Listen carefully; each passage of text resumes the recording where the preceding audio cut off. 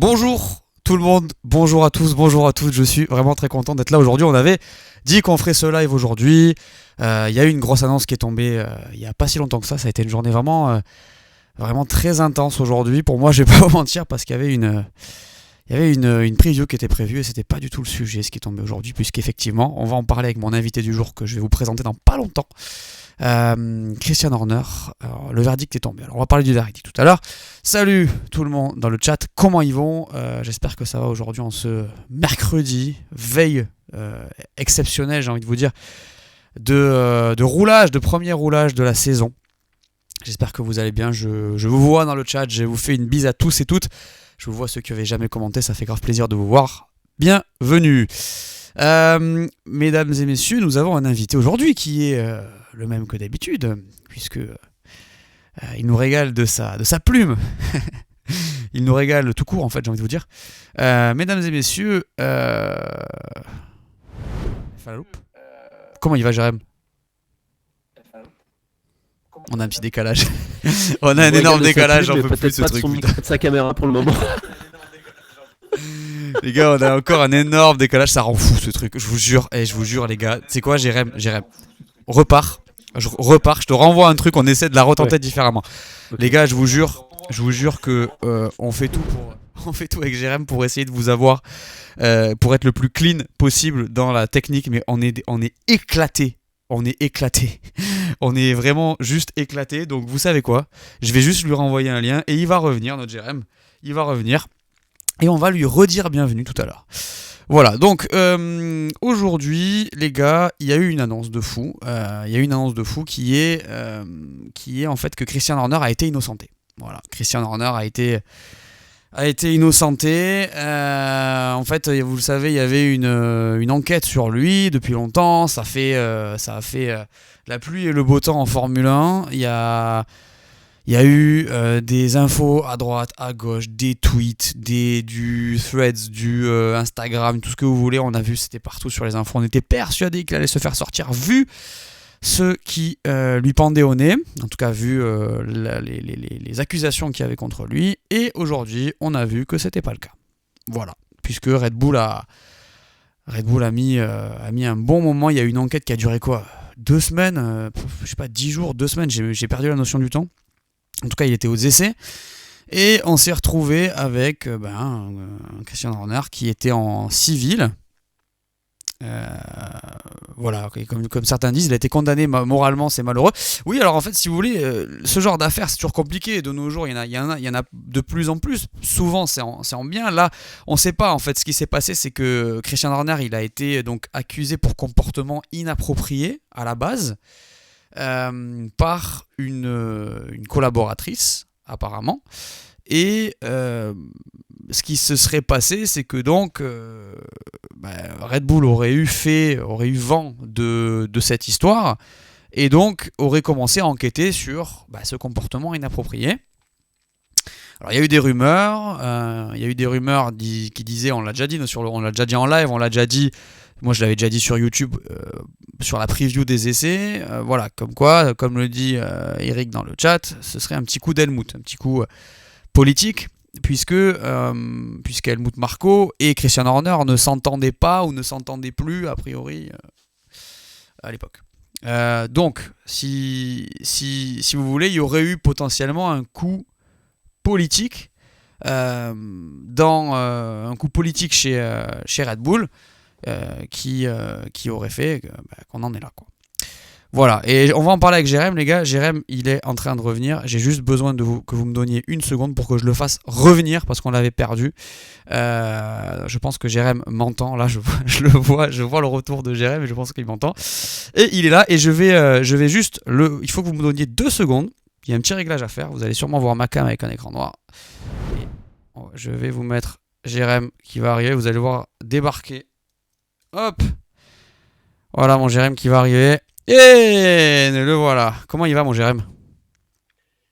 Il va très bien. Je pense qu'il y a encore un petit décalage. Si ça devient très compliqué, je déconnecterai. Je ferai la suite parce que ça risque d'être insupportable pour que les gens suivent. Ça va très bien à part ça. Franchement, je tiens à dire au chat, je ne sais pas si tu leur as dit, mais on y est presque. Hein. on y est presque dans nos réglages, machin. On avait trouvé une très bonne piste, mais elle n'a pas fonctionné aujourd'hui pour des raisons qu'on n'arrive pas encore à déterminer. Mais on s'est engagé à Ouais. ce que le matos que j'ai comme Lucas soit utilisé au maximum de ses capacités, et ce sera le cas bientôt. Mais c'est juste Ouais, que là, les gars, putain, on vous l'a dit, sait, moi ça me rend on est en fou. difficulté. C'est un truc de malade à quel point c'est pas évident Twitch en fait. Genre t'arrives, on te pose là. Bon là le OBS et tout, tu vois, tu découvres. Alors vous n'êtes pas là pour connaître nos soucis techniques, hein. Mais là, putain, on galère les gars, c'est chaud pour avoir une image, Même si la une qualité image est pas top, qualitative. est-ce que vous Et- m'entendez bien? Bah je suis pas sûr les gars, je suis pas sûr qu'on entende bien. En tout cas c'est mieux que tout à l'heure parce qu'il y a moins de, il y a moins de, il y a moins de son, mais ouais, on dirait on voit dans le chat, on dirait la Mercedes vos réglages. Parle pas trop vite parce qu'à tout moment la Mercedes ça va bien marcher ce week-end. Je suis dégoûté parce que putain, là, on a galéré, là, on a galéré, ça fait des semaines qu'on galère à avoir quelque chose, mais on n'arrive pas à avoir la bonne qualité et le bon son, les gars. Si jamais les gars dans le chat vous savez comment on fait pour avoir le bon son et la bonne qualité pour un invité sur Twitch, ben franchement je suis chaud parce que c'est une énorme galère et j'ai eu de l'aide, j'ai des potes qui m'ont aidé et tout, mais c'est pas évident. Voilà. Salut Jessica, je te vois dans le chat. Bon Jérém, comment ça va? Bah écoute, ça va après cette super belle annonce de la journée. Enfin, je sais pas si on On y appelle est. ça une super belle annonce, mais disons que ça enlève un petit flou artistique côté Red Bull qui était de mise. Moi, je pensais pas que l'issue ce sera celle-là pour le coup, mais bon, écoute, j'ai envie de te Ouais, on nous dire demande dans tant le mieux chat, pour la stabilité de Red Bull. Ouais, quelle annonce. On va préciser. oui. On va préciser les gars. Christian Horner, je l'ai dit tout à l'heure déjà dans le chat, mais dans le chat en live, mais Christian Horner a été sous enquête depuis quelques temps, depuis quelques semaines maintenant pour comportement inapproprié envers une collaboratrice, c'est ce qu'on savait. Et tout ça a traîné. On a appris que ça pourrait. Au début, on pensait que ça allait être très rapide. Au final, ça a pris pas mal de temps. Et il y a eu cette enquête interne qui a été faite pour voir, alors, avec les preuves qui avaient été soumises sur la plainte. Donc, voir est-ce que Horner était coupable donc de ce comportement sexuel transgressif. C'est ce qu'on a lu. C'est pourquoi il était accusé en tout cas. Et ben en fait voilà, aujourd'hui ça tombe comme ça. Alors on avait vu les essais, pendant les essais Horner et Newey étaient tous les deux habillés en civil, donc ils n'avaient pas le team kit, ils n'étaient pas habillés avec les tenues de l'équipe. Donc ça c'est quand même chaud. Mais voilà, aujourd'hui Red Bull a fait le communiqué de presse et il est innocenté, toutes les charges sont abandonnées. Écoute, c'est très difficile de savoir quoi penser de ça, mais ce que je me dis, alors peut-être c'est très spéculatif, hein. Je ne vais pas essayer de spéculer sur les raisons du pourquoi, du comment. Est-ce qu'il y a eu des jeux politiques? Est-ce qu'il y a eu une team, je sais pas, Marco contre Horner, avec Newey qui joue le pion entre les deux? Je ne vais pas rentrer là-dedans parce que très sincèrement, j'en sais rien. Par contre, ce que je me dis, c'est que c'est globalement une première quand même pour la Formule 1 d'avoir ce type d'accusation aussi directe et envers une personne aussi haut placée. Et au-delà de savoir s'il a eu un comportement inapproprié ou pas, ou qu'il ait fait quelque chose de grave ou pas, j'ai le sentiment que ce ne sera pas la dernière fois qu'on entendra parler de ce genre de choses en Formule 1. Ça peut avoir évidemment des conséquences politiques et sportives, évidemment, colossales. Ouais. Colossales. Donc, écoute, à voir. Est-ce que ça va vraiment s'arrêter là, l'histoire d'Horner? Est-ce qu'il va juste être innocenté? Parce que si il n'y a pas de fumée sans feu et qu'il s'est vraiment passé des choses, si c'est tout simplement un étouffement d'une certaine manière, je vois mal un étouffement vraiment en rester un.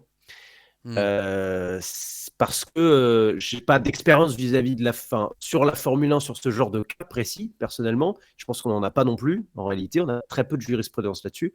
Par contre, on a de la jurisprudence dans d'autres secteurs et on sait comment ça se passe. Et que tu peux étouffer quelque chose, s'il n'y a pas de fumée sans feu, en général, ça ressort derrière. quand même. En fait, c'est Donc, super dur, je trouve. à voir. C'est Je vraiment pense qu'il dur faut de. laisser le long terme. Ouais, c'est ça, en fait, c'est difficile. Après, en fait, tu vois, là, je vois des messages dans le chat qui disent Horner fait un taf monstrueux, mais je trouve ça inadmissible de l'innocenté, quelle image ça renvoie. En fait, c'est vraiment difficile parce que tu peux te dire, ok, genre. En fait, c'est trop dur, je trouve, parce que tu peux te dire. Horner, logiquement, si jamais ça avait été avéré qu'il y a eu comportement inapproprié, donc ce comportement-là, bah, c'est sûr que ça aurait été abusé de l'innocenté. Maintenant, s'ils ont fait leur enquête, tu peux te dire que c'est faire. Après, ils ont fait une enquête en interne. C'est pas comme s'il y avait une enquête externe qui était rentrée. Dans un autre sens, sachant qu'on a bien compris qu'a priori, Horner et Niue étaient liés. Je pense que on peut comprendre pourquoi ils ont mis un peu de temps pourquoi ils l'ont pas sorti tout de suite. Alors bien sûr, il y a l'aspect où il est hyper important pour l'équipe depuis toujours. C'est un mastodonte et c'est un bâtisseur de l'empire Red Bull en Formule 1. Mais c'est vrai que tu peux te dire à tout moment, c'était pas forcément une volonté de Red Bull de s'en séparer.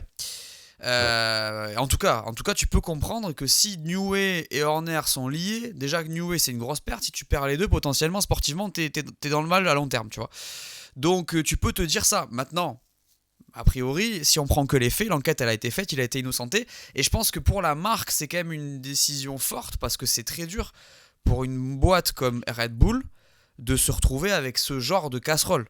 C'est dur en termes d'image de marque. Enfin, tu connais Jérém, t'es dans la com. C'est très chaud. Bah oui, bien sûr. Ah bah ça, je te le fais pas dire. Je te le fais pas dire. Mais c'est vrai que effectivement, comme tu dis, c'est compliqué de s'exprimer là-dessus. C'est compliqué même de s'exprimer là-dessus dans d'autres secteurs et dans d'autres cas qu'on peut avoir en tête ou pas d'ailleurs. Et là, j'avoue que c'est pour ça que je te dis qu'il faut laisser le temps parce que s'il y a vraiment anguille sous roche, je doute que ça en reste là. Et si c'est juste une... Ouais, je sais pas. Honnêtement, je sais pas. Non, mais en fait, si tu veux, c'est vous comme voyez dans le dit. chat, j'ai du mal à expliquer là-dessus. Ouais, mais comme dit Tom dans le chat, en fait, on va remettre l'église au milieu du village, arrêter de faire des théories du complot. Et si vraiment il aurait dû être condamné, ça aurait été. Il faut parfois faire confiance au jugement. Ouais, en plus, c'est vrai que il y a eu normalement comme en fait j'ai dit une connerie. C'est une enquête interne menée par potentiellement des tiers qui ont été mis dessus normal. Donc si jamais c'est ça, ok, tu vois. A priori, moi de toute façon, m'en fous. De toute façon, on suit complètement, on suit le jugement, on s'en fout. C'est juste voilà, c'est vrai que ça aurait été dur pour Red Bull de perdre cette personne-là, et en tout cas ces deux-là s'ils sont liés.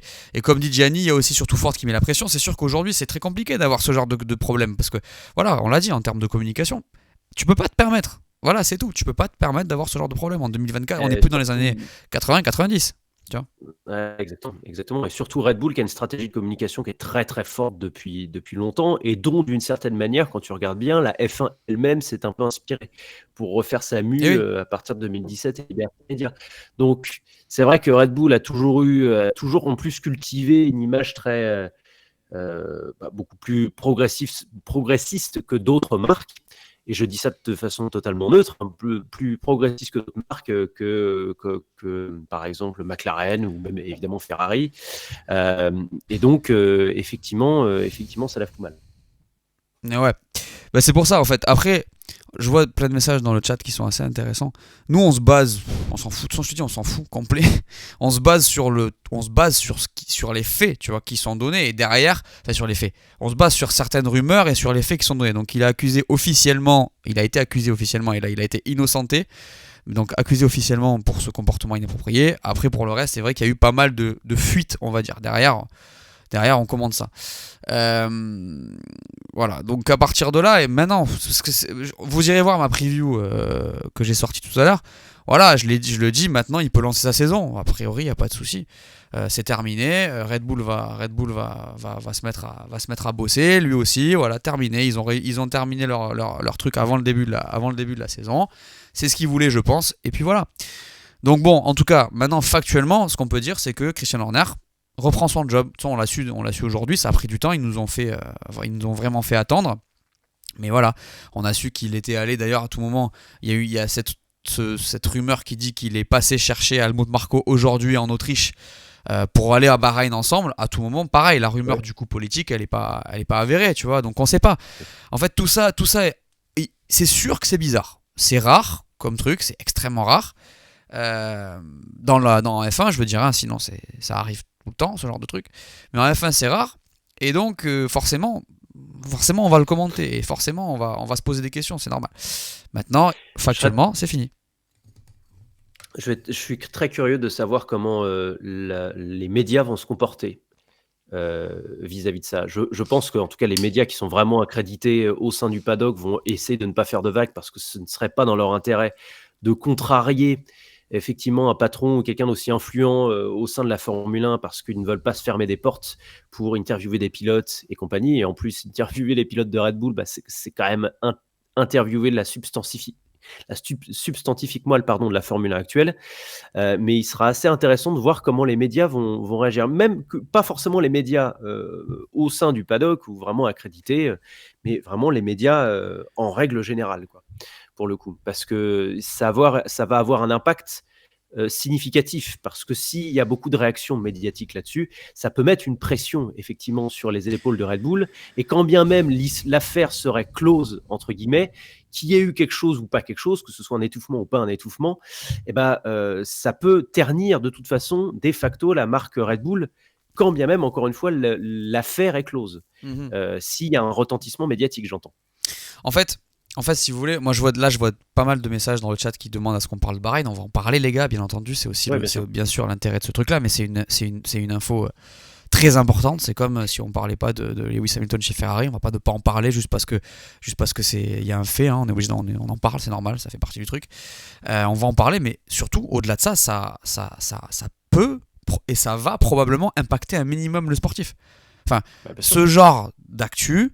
Ce genre de pression pour lui en tout cas, c'est sûr que pour lui ça va être important, c'est important pour l'équipe, tout le monde l'a dans la tête, et quand tu l'as dans la tête, t'es pas forcément concentré sur ce que tu dois faire. Alors on va pas plaindre Red Bull ça se passe très bien, hein.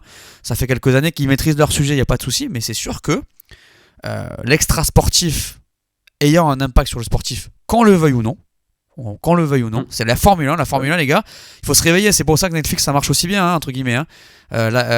C'est Secret Story en fait. C'est putain de secret story la Formule 1, c'est pour ça que ça marche. Les coulisses ont un impact sur le sportif, à court terme et à long terme. Donc là, on en parle, c'est normal, parce que ce genre de choses, ça met des trucs dans la tête des gens, et donc forcément, derrière, il peut y avoir un boulon qui est mal serré sur un pit stop. Voilà, c'est tout. Alors, Lucas, une bonne et une mauvaise nouvelle que je lis dans le chat. Le message d'Elazi qui confirme que ma caméra est beaucoup mieux, et je regarde sur le feed Twitch, c'est beaucoup mieux. Effectivement. Ouais. Par contre, Jérôme, je m'appelle Jérémy. Mais faites un effort, quoi. Jérémy. Ah voilà, tu vois, ça corrige direct. Merci beaucoup, Elazi, ça fait plaisir. T'inquiète, je plaisante. Hein. T'es pas le premier. À partir d'aujourd'hui, je t'appelle Jérôme. Ok, ça marche. Merci, Luc. Zéro respect. Les gars, c'est pas. Je vous jure, en fait, je vous le dis parce que je vois, ils ont enfin mis la fibre chez Lucas, c'est cool. J'ai la fibre de ouf, et c'est pour ça que c'est hyper frustrant. C'est parce qu'on a tous les deux la fibre et qu'on comprend pas ce délire. Donc voilà, je vous le dis encore, les spécialistes de Twitch, si vous avez une info, les techniciens, vous pouvez nous le dire parce que nous on l'est pas et on galère. Mais bon, bref. L'info de Bahreïn, l'info principale, c'est celle-là parce qu'en fait, tout le monde l'attendait. Ça, c'est l'info extra sportive. Ok, parce que ça veut dire que derrière, l'écurie qui domine depuis plusieurs saisons, elle peut arrêter de stresser.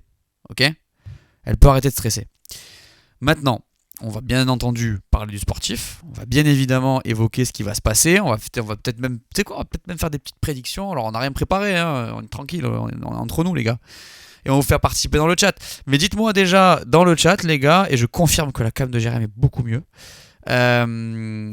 Dites-moi dans le chat si vous avez hâte à ce début de cette première course, parce que ça commence à rouler demain là. Dites-nous dans le chat oui ou non, est-ce que vous êtes chaud? J'ai envie de savoir. Oui ou non, c'est pas compliqué, question fermée. On pourra bientôt faire des sondages quand on aura streamé un peu plus. J'ai pas envie que Max nous mette une clim. J'ai pas envie que Max nous mette une clim, mais moi non plus. Mais personne en fait, c'est même lui, il a pas envie de mettre une clim les gars. Max, il a pas envie d'être obligé de mettre une clim, bien entendu. Ah là là. Pour écouter l'hymne néerlandais, non. Mais personne, les gars. Une fois de temps en temps, l'hymne néerlandais, bien sûr. Tout le temps, non. L'hymne néerlandais, c'est pas le problème. Le problème, c'est l'hymne autrichien, parce que non seulement il se répète Putain, comme ouais. le néerlandais, mais il est très chiant en plus à écouter l'hymne autrichien. Je suis désolé s'il y a des Autrichiens qui nous suivent. Je suis désolé d'avance, mais vraiment cet hymne, il est interminable en tout cas en Formule 1. Ils auraient pu faire une version courte, tu vois. Jérém, Oui, tu sais comment on appelle les chiens en Autriche? non. Les Autrichiens.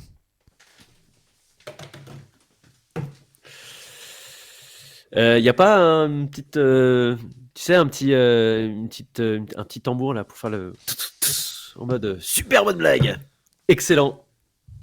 Drop the mic, magnifique. Excusez-moi. Il a besoin de se détendre, Eh, et des problèmes logistiques, je et de caméra et tout. t'ai laissé tout seul. Ouais, merci. Elle est pour vous, elle est pour nous. La double peine, quoi. Notez pas cette blague. Voilà. Comme vous dites. Mais bon, tu m'as donné l'occasion, je l'ai lâché. Voilà.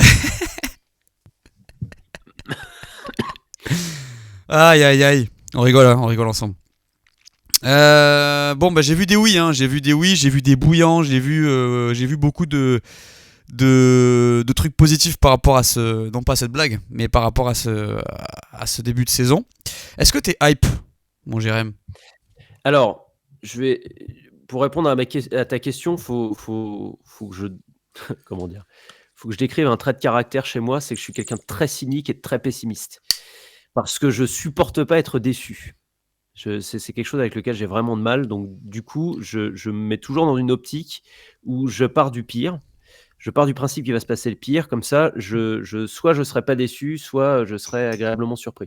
Ce qui marche une fois sur deux en réalité, hein. Mais je suis pas vraiment hype pour le moment, j'avoue. Je suis content de revoir les monoplaces, je suis content de revoir l'extinction des feux. Ça, c'est vraiment un moment que j'attends, effectivement. Je vais pas mentir là-dessus. Mais j'ai des attentes très basses concernant cette saison. Comme ça, s'il se passe quelque chose à Bahreïn, ou s'il se passe quelque chose en Arabie Saoudite, ou même plus tard, et ben là, je vais encore plus kiffer que d'habitude. Ça, c'est clair.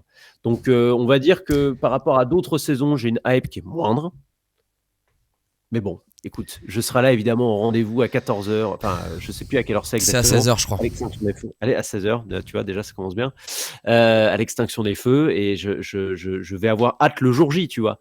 Mais je nourris pas une attente monstrueuse comme j'ai pu avoir l'année dernière, et j'ai été cruellement déçu, et ça, c'est un sentiment que je veux pas reproduire. Voilà. J'ai pris un coup de pression de la part de Ayam Kari qui me demande: t'es hype, toi, Lucas? Réponds honnêtement. Réponds. Les gars, je vais vous répondre honnêtement. Je suis hype. En vrai, j'ai un petit truc qui me donne envie quand même que ça reprenne. Mais j'ai peur qu'on se fasse rouler dessus par Red Bull. Alors, on va en parler. Il y a des choses qui nous donnent de l'espoir quand même par rapport à ce qui s'est passé pendant les essais. Mais très honnêtement, j'avoue que, et ça je l'ai dit dans la preview, je le dis, j'avoue que j'ai pas envie, enfin, je serais pas chaud du tout de me refaire une saison comme l'an dernier. Alors il y a eu des choses qui sont bien, c'était une saison intéressante, c'était cool, la P2, machin, ok, mais je suis pas chaud de les deux hymnes ensemble tous les week-ends, franchement, je suis pas chaud. Donc ça, c'est ma réponse honnête. C'est mon côté fan du sport, tu vois. J'aime quand il y a de la bataille partout, et la bataille de la victoire, la bataille pour la win, c'est pour moi très important. Donc je pense qu'on peut avoir une belle saison même si Max est champion. J'ai déjà dit plein de fois et ça me dérange pas du tout. Par contre, je suis hype, oui, mais j'espère vraiment, et même je prie, pour qu'on n'ait pas une saison où il y a 100% de win de Red Bull, ou même 95, ou même 85 pour Max. Voilà ma réponse. Je crois qu'on a dit à peu près la même chose avec les mêmes termes, avec d'autres termes, avec des termes différents, pardon, au final. Je comprends tout à fait, hein. Ça a été. Après, nous, on se place du point de vue de créateur de contenu aussi, donc on a été peut-être un peu éreinté aussi par cette saison 2023. Mais bon, les gens qui nous regardent ne sont a priori pas des créateurs de contenu pour la plupart, donc on essaie de se placer aussi en tant que spectateur. Mais moi, il y a une question que j'aimerais poser, que j'ai vue sur Twitter. Et ça m'intéressera d'avoir l'avis du chat là-dessus. Quand votre pilote préféré domine tout, comment vous le sentez, vous, en fait. S'il y a des fans de Max, s'il y a eu des fans de Lewis qui ont regardé la saison 2019-2020, des fans de Max qui ont regardé 2023, la deuxième moitié de 2022 et sans doute 2024, comment vous sentez en fait? Est-ce que la passion, elle est toujours là? Est-ce que vous vibrez toujours autant quand vous voyez votre héros gagner ou un peu moins? Et c'est une question intéressante parce que moi, je sais par exemple que j'étais très très fan de Schumacher étant petit. Par contre, à partir du moment où il a gagné son championnat au Japon en 2000, son fameux troisième titre et le premier chez Ferrari, 2001, 2002 et 2004, ça a été pénible à regarder pour moi parce que j'ai senti une forme de satiété qui fait que l'enjeu n'y était plus. Et voilà. Et en fait, ça dépend de la façon dont tu regardes la Formule 1. Est-ce que la Formule 1, c'est une passion panoramique à 360 degrés où tu adores la technique, la technologie des voitures, l'objet Formule 1 en tant que tel et la course automobile, ou est-ce que c'est une passion plus liée au fanatisme d'un pilote ou d'une écurie, quoi? C'est un peu la question des fois que j'aime bien poser aux gens. Donc voilà, n'hésitez pas à répondre. De toute manière, comme dit Kebs dans le chat, peu importe le sport, si une équipe domine trop en écrasant vraiment tout, ça devient monotone. Les gars, on va pas se mentir, t'es au tennis, Novak Djokovic il gagne tous les grands chelems, ça c'est relou. Voilà. Ouais. Que tu sois. Après, peut-être les fans ont envie. En fait, t'as toujours l'aspect record derrière qui fait que t'as envie. Mais en fait, si. C'est rare, bon, c'est vrai que c'est rare qu'il ait gagné des grands. Enfin, c'est rare, non, ça arrive moins souvent que pour nous, on va dire que le mec écrase tout. C'est-à-dire qu'il y a forcément un match où tu vas pouvoir te dire, à tout moment, petit doute, même si ça arrive que ce soit pas le cas, tu vois. Donc, voilà, on le sait. Il y a des exemples il y a des gens qui donnent dans le chat le PSG, il y a des gens qui donnent d'autres exemples. Je me souviens, à l'époque, moi j'ai toujours suivi le foot, tu vois. T'as des époques où forcément, quand t'as une équipe qui domine absolument tout, bah c'est chiant en fait. Et c'est malheureux. Et je suis persuadé que Max est chaud d'avoir de l'adversité. D'ailleurs, il l'a dit déjà. Il dit ouais, moi. C'est pas moi je fais mon taf, c'est la concurrence. D'ailleurs, Pierre Vacher l'a dit aussi, et c'est ça qui cette déclat, elle est lunaire, quand il dit qu'on n'a pas fait une voiture extraordinaire en 2023, c'est la concurrence qui a été médiocre. Les gars, t'imagines cette déclat? Je veux bien le croire, en fait, quand tu regardes finalement, si on prend Ferrari et Mercedes, il y a eu quand même des loupés très tardifs. Après le moment où on a compris que c'était un peu compliqué. Moi, j'ai trouvé la première moitié de saison 2023 de Ferrari extrêmement laborieuse, d'une certaine manière. Et puis, on peut quand même sacrément en vouloir à Mercedes d'avoir scruté, on le répète semaine après semaine, mais d'avoir scruté ces datas pendant 18 mois en pensant magiquement que ce serait corrélé à ce qu'on verrait en piste, alors que ça n'a pas été le cas. Et on a mis énormément de temps à réagir. Et c'est ce qu'a fait en partie le départ de Lewis Hamilton aussi. Donc, tu vois, voilà, c'est exactement ce que Ayam Chiari ajoute là-dessus sur Lewis. Alors, je n'irai pas jusqu'à dire qu'on n'a pas respecté Lewis, mais voilà, tout simplement, on ne l'a pas écouté. Et c'est vrai qu'on peut en vouloir quand même, je trouve, à ces deux équipes, et particulièrement Mercedes, d'avoir eu une réaction médiocre. Mais ce n'est pas qu'une réaction sportive et technique et technologique. Je dirais même que c'est au niveau du management et même de la communication. Je reprends Mercedes, mais je suis désolé, la com de Mercedes ces 2 dernières années a été catastrophique. C'est-à-dire qu'à chaque fois qu'on avait une bonne qualif ou un bon train de pneus ou un bon relais, on s'excitait pour rien. On disait « Ah, voilà, on a trouvé quelque chose, c'est incroyable. » Et puis on le disait dans les médias, mais à outrance, tu vois. Sauf que derrière, on s'apercevait que finalement, on n'avait pas tant compris l'effet de sol que ça. Donc on le disait explicitement, ce que j'ai pas trouvé non plus très heureux, quoi. Quand Toto Wolff t'explique en permanence ah Lewis, je suis désolé, cette voiture ne mérite pas de gagner une course. En fait, j'avais envie de leur dire des fois, mais respectez-vous un peu, quoi. Vous êtes Mercedes, taisez-vous, travaillez et revenez plus fort, quoi. Je trouve que même dans la com, ça n'a pas été très heureux chez Mercedes et je leur en veux là-dessus. Chez Ferrari un peu moins parce qu'il y a un changement de management entre temps et donc du coup il faut du temps pour que ça se reconstruise. Ouais, Ferrari c'est différent. C'est vrai que mais en fait, mais c'est vrai que globalement, là où on n'a pas de chance, en fait, il y a deux choses où on va dire les fans n'ont pas de chance parce que c'est vrai que si t'as pas, en fait, on le dit souvent, si t'enlèves Red Bull, machin. Mais en fait, si jamais, tu peux le voir de deux façons. Tu peux le voir de la façon où si les équipes avaient mieux, on va dire, compris cette réglementation, mieux appréhender l'exploitation de l'aéro sur ces voitures et cette nouveauté, et que Adrian Newey ne l'avait pas fait, ou alors si juste si tu vois, si Red Bull n'avait pas réussi ça, on aurait des championnats de malades, Et là, pour le coup, la FIA aurait réussi son pari, a priori, avec le budget cap et tout. Le problème aujourd'hui, c'est qu'en fait, moi je l'ai dit, il y a une vidéo où j'avais écrit c'est la merde. C'était mon titre. Il y a une équipe qui a réussi à s'en sortir parfaitement, brillamment, avec un mec incroyable et largement au-dessus des autres apparemment, et on se retrouve dans cette situation. Parce qu'en fait, qu'est-ce qui se passe aujourd'hui? Alors, confirmation ou pas ce week-end, mais on dirait en fait Red Bull a un an d'avance. Peut-être. Ouais, sûr.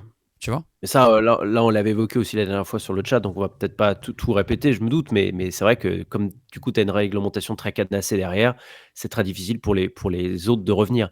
Mais on entend souvent les contre-exemples type McLaren et Aston Martin en disant mais vous voyez, cette réglementation, elle marche parce que mine de rien, McLaren a fait un énorme pas en avant et Aston Martin aussi, et c'est des pas en avant qu'on n'aurait pas vu nécessairement avant. Moi, j'ai pas l'impression. Moi, j'ai l'impression justement que on fait exactement ce qu'on faisait auparavant, c'est-à-dire copier des concepts qui marchent. Et puis il y a des écuries qui comprennent plus ou moins comment ça fonctionne une fois qu'ils l'ont copié, ce concept. Mais en réalité, quand tu regardes l'histoire pas si lointaine de la Formule 1, tu as des exemples d'une année sur l'autre où tu as des écuries un peu de milieu de peloton qui font des progrès monstrueux sans qu'il y ait besoin forcément de budget de cap. Je sais pas, alors si je veux faire mon boomer, je pense à Jordan en 98 qui avait commencé sa saison, les 10 premières courses, il se battait à l'arrière du peloton pour les P15 et les P16, et à la fin de saison, ils se battent quasiment légitimement pour un podium face à Coulthard et Irvine chez Ferrari et McLaren, quoi. Et puis tu as BMW aussi, par exemple, Sauber, entre 2006 et 2007. 2006, ils sont dans le ventre mou du peloton, et 2007, ils se battent aux avant-postes en ayant copié certains concepts de Ferrari et McLaren. Donc, si tu veux, ce genre de retour au premier plan, ça a toujours existé, et pas forcément avec le budget de cap, quoi. Donc voilà, c'est pour ça que c'est un peu compliqué. Ouais, écoute, on verra. De toute façon, comme tu disais, on va pas rentrer dans le détail de ça puisqu'on en a déjà parlé. Ouais. Je vois des messages intéressants, tu vois, qui disent l'aéro ça se change facilement, un moteur c'est différent, le gel des moteurs oblige les équipes à faire uniquement de l'aéro. Oui, et heureusement qu'avec le budget cap, le moteur il est gelé, j'ai envie de te dire. Et c'est vrai, l'aéro ça se fait évoluer, on l'a bien vu avec McLaren, hein.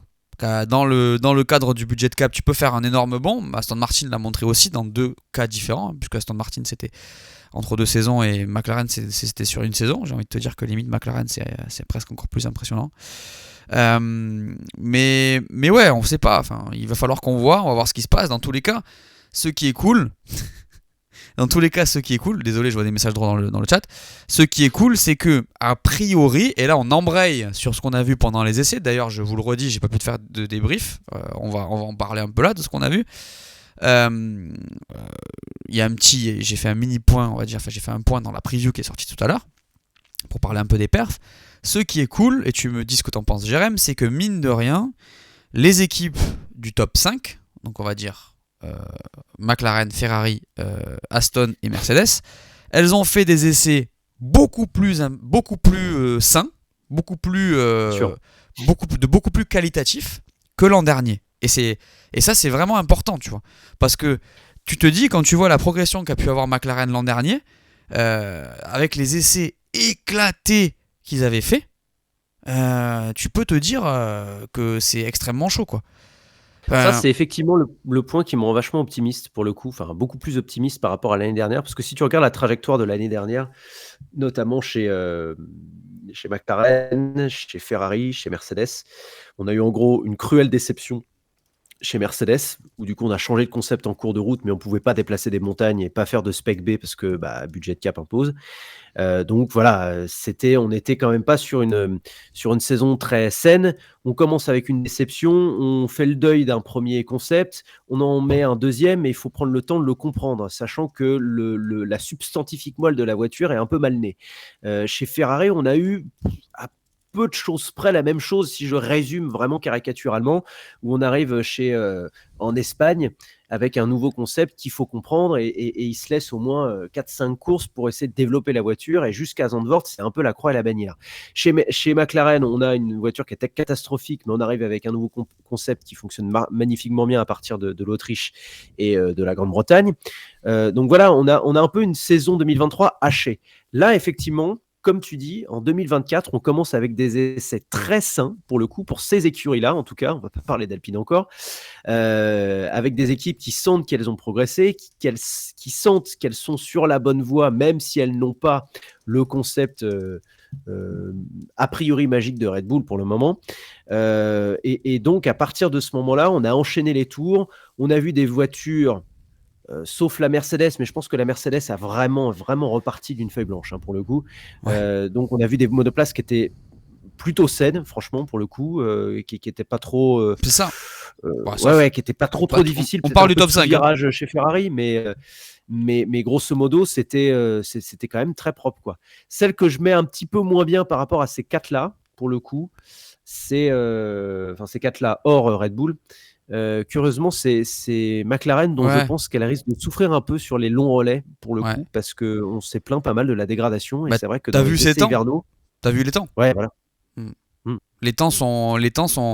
Alors sur ce point-là, ce qui est impressionnant, c'est plus la Ferrari, je trouve, puisqu'il y a eu pour le coup là si vraiment, sachant que Bahreïn est abrasif, si jamais ça va dans ce sens-là. C'est sûr que Ferrari a progressé, en tout cas sur ce qu'on a vu sur les longs relais. Bon, la Red Bull, elle est impressionnante. Après, on connaît pas les quantités d'essence embarquées. Hein.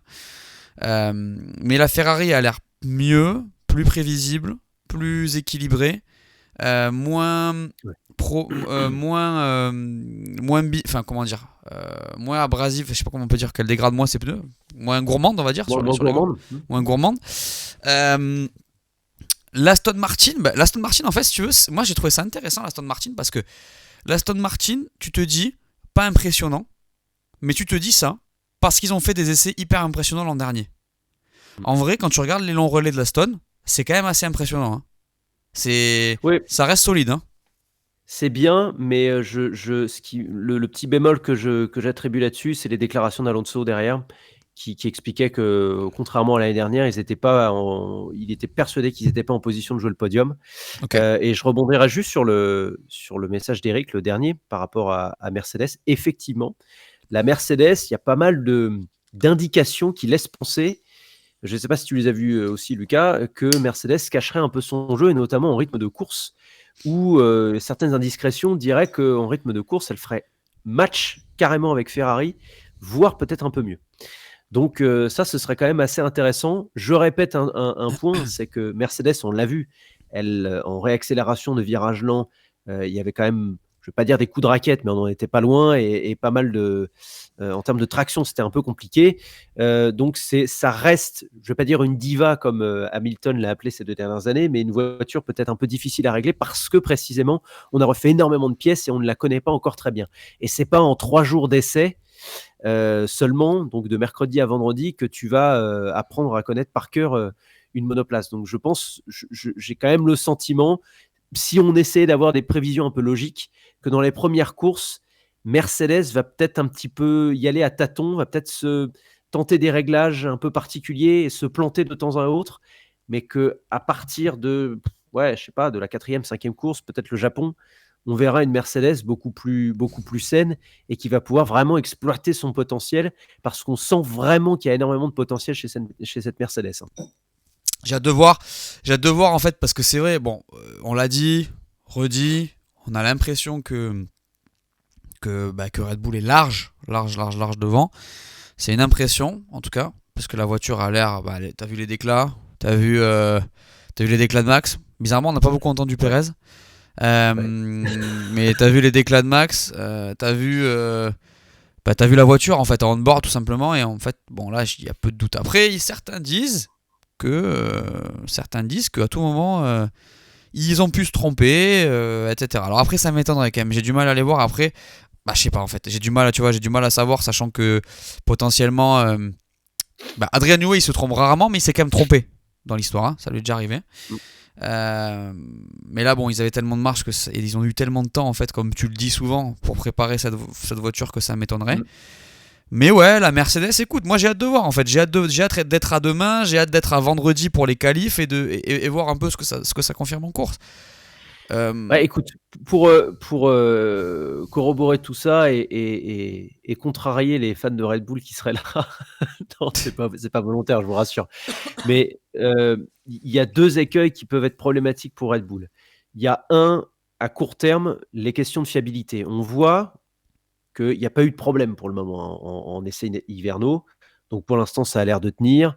Par contre, le système de refroidissement pose peut-être encore un peu question. On sait qu'on a opté pour des pontons qui sont très, très, très fins. On travaille sur un concept 0 ponton.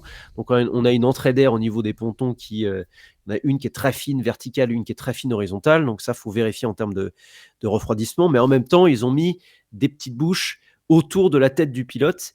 Donc, à voir si ça peut compenser suffisamment, notamment sur les pistes où il fera très très chaud. Alors je ne sais pas quelle température est prévue à Bahreïn. Pas si chaud. Je ne sais pas si ce sera le meilleur exemple non plus parce qu'on évoluera quand même la majeure partie du temps de nuit. Je vais te dire, je vais regarder la météo. Mais ça, c'est quand même quelque chose qu'il faut surveiller parce que voilà, ils sont comme ils l'ont dit eux-mêmes, ils sont pas restés conservateurs. Donc voilà, ça c'est quelque chose qu'il faudra regarder. Bahreïn. Deuxième point. Bahreïn, attends, excuse-moi. Ouais. Bahreïn, 20 degrés max ce week-end. Ah bah voilà, ouais. Tu vois, vendredi. Mais il n'a pas fait très très chaud pendant les essais non. hivernaux. Mais après, c'est bien, hein. Enfin, tant mieux. Hein. Tant mieux. Il y aura moins de dégradation, mais. Effectivement. Et puis, le deuxième point sur lequel je m'interroge, pour le coup, parce que ça, c'est un argument que Brice Germain invoque régulièrement quand on est en plateau et quand on discute. Et il a raison là-dessus. C'est le plafonnement des concepts, le plafonnement de performance des concepts. Red Bull a changé de concept. Est-ce qu'on est absolument certain? Alors, je pense que Brice te dirait oui. Hein. Mais est-ce qu'on est absolument certain que l'ancien concept de Red Bull avait atteint sa limite? Et est-ce qu'on est absolument certain que ça justifiait de passer vers un autre concept? Alors, connaissant Adrian Newey, on peut lui faire confiance. Bah, surtout si Mercedes l'avait déjà exploré avant. Hein. Ouais. C'est ça. Donc, il faut regarder à long terme si vraiment ce concept-là, on n'a pas une forme de feu de paille où sur les premières courses ou le premier tiers du championnat, Red Bull domine tout. Mais après, derrière, on se rend compte que ça plafonne un peu et qu'on ne peut pas extraire autant de performance que ce qu'on voudrait quand les autres, peut-être, derrière, vont continuer de progresser. Je pense, a priori, et je ne dis pas ça pour donner du suspense et de l'espoir à tout va pour rien, hein, attention. Mais a priori, moi, ça me paraît assez improbable, mais c'est pas impossible non plus. Ouais, c'est ça. Pardon. Après, je disais tout à l'heure que j'étais hype sans l'être complètement. Disons que je n'étais pas convaincu de ma hype cette année, tu vois, comme tu l'as dit un peu aussi. Ouais. Il est possible que on se retrouve, comme tu dis, avec un début de saison dominé par Red Bull et puis derrière des trajectoires qui se rapprochent. Hein. Alors franchement, ça va être à voir. Hein. On va voir aussi ce que fait Sergio Pérez. Ça va être intéressant de voir ce que fait Sergio Pérez parce que Sergio Pérez, mine de rien, l'an dernier, il finit. Enfin, les gars, il faut se rappeler de la saison 2023 de Checo Pérez. Checo Pérez, c'est le deuxième pilote de l'écurie qui domine. Enfin, c'est Checo Pérez, il est pas loin. Il est à une disqualification près de faire P3 au championnat l'an dernier. Hein. Il est sous une pression monumentale, ce mec. Il a un Daniel Ricciardo qui souffle dans son cou, là. Ou même d'autres pilotes, tu vois. Même si bon, d'autres pilotes, tu l'as vu Drive to Survive au final? Alors j'ai prévu de commencer, mais ce sera demain soir. Ça sera alors pas avant. Les gars, pas de spoiler, je vous jure, on fera pas de spoiler, mais juste, je veux juste dire quelque chose par rapport à ça, parce que j'ai dit à plusieurs moments que j'étais pas hype par Drive to Survive, hein, début de saison, compliqué pour moi, tu vois. La passion, putain. le mec n'est hype pour rien, mais non. J'y suis allé sans attente. Et honnêtement, je pense que c'est probablement la plus réussie, soit de toutes, soit avec la saison 1. J'ai l'impression que les mecs, comme ils avaient rien à se mettre sous la dent sportivement, ils ont sorti des bangers, honnêtement, en termes de coulisses. Vous me dites-nous ce que vous en pensez dans le chat. Ceux qui l'ont vu, dites-nous ce que vous avez kiffé. Est-ce que vous avez kiffé, oui ou non? Et je te dis, Elasi, vraiment pour le coup, et je suis assez critique, hein, donc je vous invite à aller la voir. Donc franchement, n'hésitez pas à aller la voir, et on vous spoil pas de toute façon, mais je vous dis juste qu'il y a des belles histoires, honnêtement. Enfin, c'est pas des belles histoires, mais voilà, tu vois, je le vois dans le chat, hein. Oui, c'est une très bonne saison, ma préférée avec la une des meilleures saisons. Donc tu vois, honnêtement, on pensait que le format allait s'essouffler, et là, pas mal. Voilà. Non, mais c'est intéressant. Je vais m'y jeter quand même. Et puis, on va voir ça. Mais tu rebondissais sur DTS par rapport à Ricciardo, parce que je suppose qu'il y a. Okay. Oui, parce que je disais, excuse-moi, merci. Oui, parce que je disais, j'ai fait une sacrée digression. Je disais en fait que on a vu, même si bon, c'est Netflix et tout, mais bon, c'est quand même des images, c'est unscripted fiction, donc ça reste unscripted, tu vois, même si parfois ça l'est. Là, pour le coup, quand tu vois les relations d'Horner avec Ricciardo, je vous spoil pas encore une fois, c'est très intéressant. Ça aide à comprendre un peu ce qui se passe potentiellement en tâche de fond. Voilà. Vous irez voir. Voilà, vous irez voir. Je vous tease plus que je vous spoil. Si vous aimez les anglicismes, si vous aimez pas, vous comprendrez pas ce que je dis. Je pense que Jérém, ça va. Je sais plus ce que je disais, mais bon, bref. En fait, tout ça pour vous dire que je pense que en fait, à tout moment, un mec comme Ricciardo, si ça marche bien avec la Racing Bull, bah, ça peut le faire, ça peut marcher, tu peux le retrouver dans une Red Bull. Et là, l'extra sportif, on est encore sur un truc stylé, tu vois. Ouais, effectivement. Moi, j'aimerais bien, perso. Moi aussi, j'aimerais bien. Déjà, j'aime beaucoup ce pilote, et je considère, parce que c'est vrai que c'est un vrai débat, hein, chez les gens, et je comprends ceux qui avancent des arguments inverses au mien, mais je trouve quand même que sa saison 2021 et surtout 2022, parce que c'est surtout la saison 2022 qui pose problème dans la carrière de Ricciardo, je trouve, ne sont pas représentatifs de la qualité du pilote en réalité. Et j'aimerais bien le revoir évoluer à sa juste valeur. Alors certes, il a fait des mauvais choix de carrière.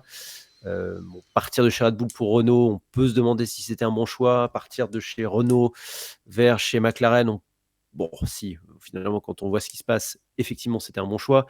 Mais compte tenu de Norris à côté, etc., on peut se poser des questions sur le management de carrière, etc. Mais en tant que pilote, c'est vrai que je serais très curieux de le revoir chez Red Bull, si c'est possible, effectivement, sans souhaiter du mal à Sergio Pérez, parce que je continue de penser que compte tenu de son style de pilotage, qui ne peut pas changer fondamentalement et qui est beaucoup moins compatible avec celui de Max que ne l'est celui de Ricciardo avec Max, il a quand même d'une certaine manière fait ce qu'il a pu avec ce qu'il avait, et je retiens quand même particulièrement sa saison 2022 où grosso modo on a eu une phase de développement un peu similaire à 2023 où il était totalement perdu en milieu de saison, mais où il a réussi à s'adapter à la force du poignet à la fin de la saison pour réussir à décrocher une belle victoire à Singapour et de beaux résultats derrière pour menacer Charles Leclerc pour la P2 au pilote.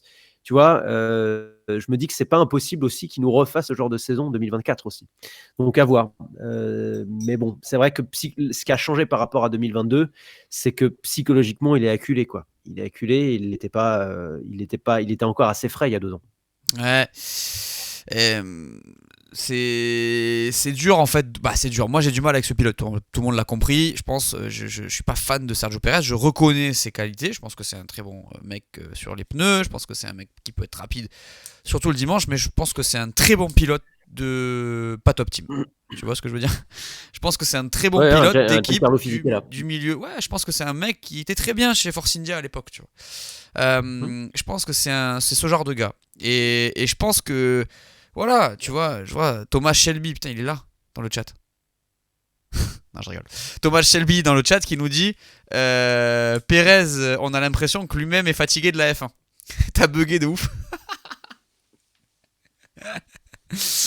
T'as bugué. Non, mais tu vois, le pire, c'est I Am Carry, tu nous dis, parce que merci, t'es là dans le chat de ouf depuis tout à l'heure, ça fait plaisir. Tu dis c'est un bon coéquipier. Mais est-ce que c'est vraiment un bon coéquipier?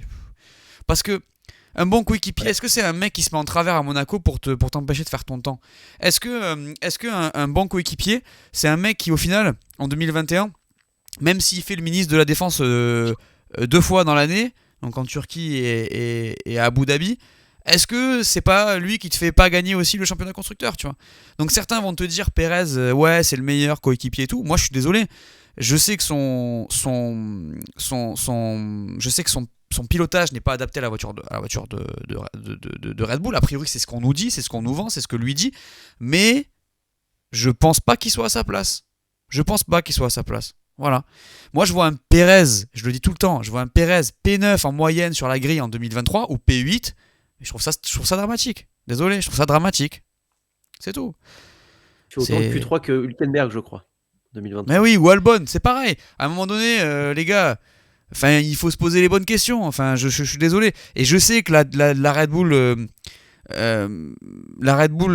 et je le lis encore dans le chat, la Red Bull numéro 2, elle est maudite, elle est horrible, elle est compliquée. Tout le monde est passé à travers.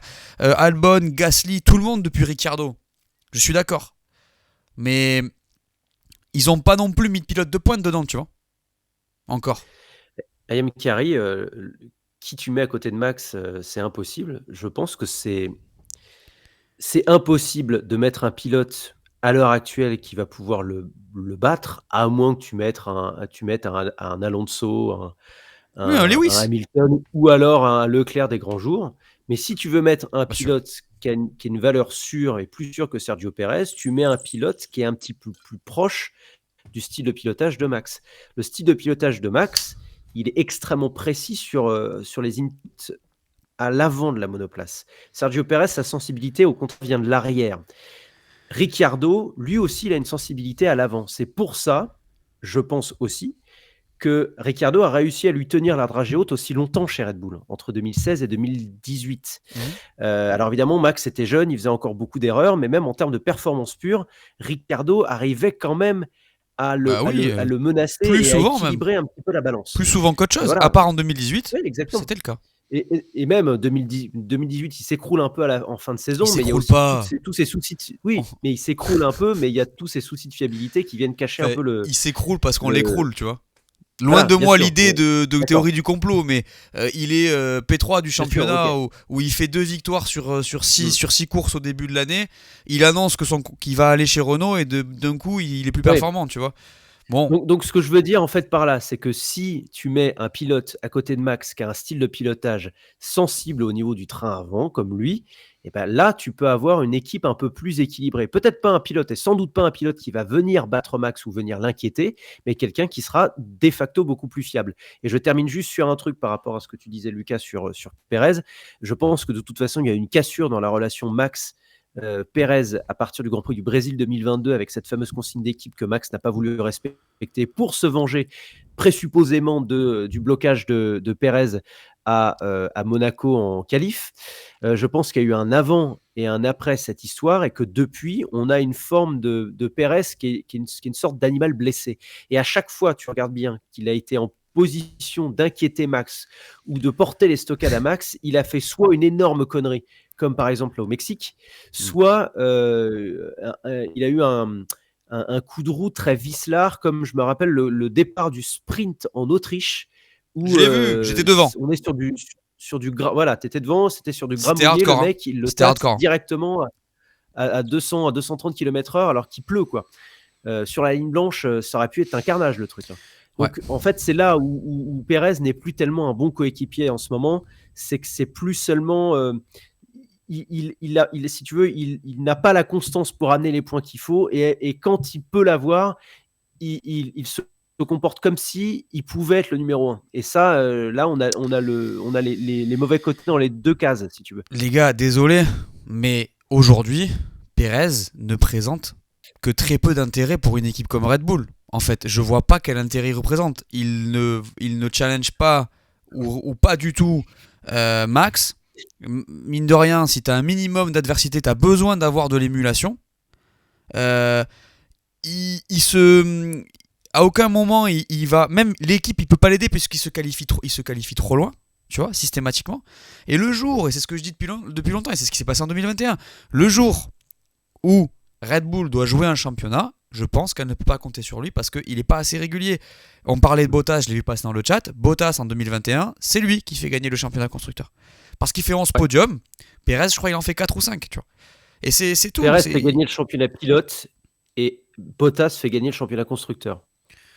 Ouais, moi j'ai du mal avec cette histoire de il fait gagner le championnat pilote, il le fait gagner il le fait gagner sur 3 tours à Abu Dhabi et sur 3 tours en Turquie. Non, en vrai, un championnat pilote, ça se gagne pas comme ça. La vérité, le championnat pilote, il est gagné parce que il y a une erreur qui est faite au niveau de la FIA. Tu vois ce que je veux dire. J'ai du mal à attribuer le même mérite à Perez que celui de Bottas pour le championnat en tout cas. Vrai ah oui, alors, attends, Bottas, c'est vrai que Bottas était très régulier. Bah oui, mais en fait Bottas était toujours P2 quand il fallait être P2. Il était très bon en qualif, il battait d'ailleurs régulièrement Lewis, même s'il se faisait poutrer la plupart du temps. Il était quand même très solide sur cet exercice-là. Et en fait, si tu veux, je trouve que Bottas, c'est un peu l'anti-Perez. C'est l'inverse en fait, en termes de qualité, parce qu'il sait pas défendre Bottas. Donc c'est un peu l'inverse, on va dire. Mais les qualités de Bottas pour gagner un championnat constructeur, pour moi, sont plus importantes que celles de Perez. Donc, tu vois ce que je veux dire?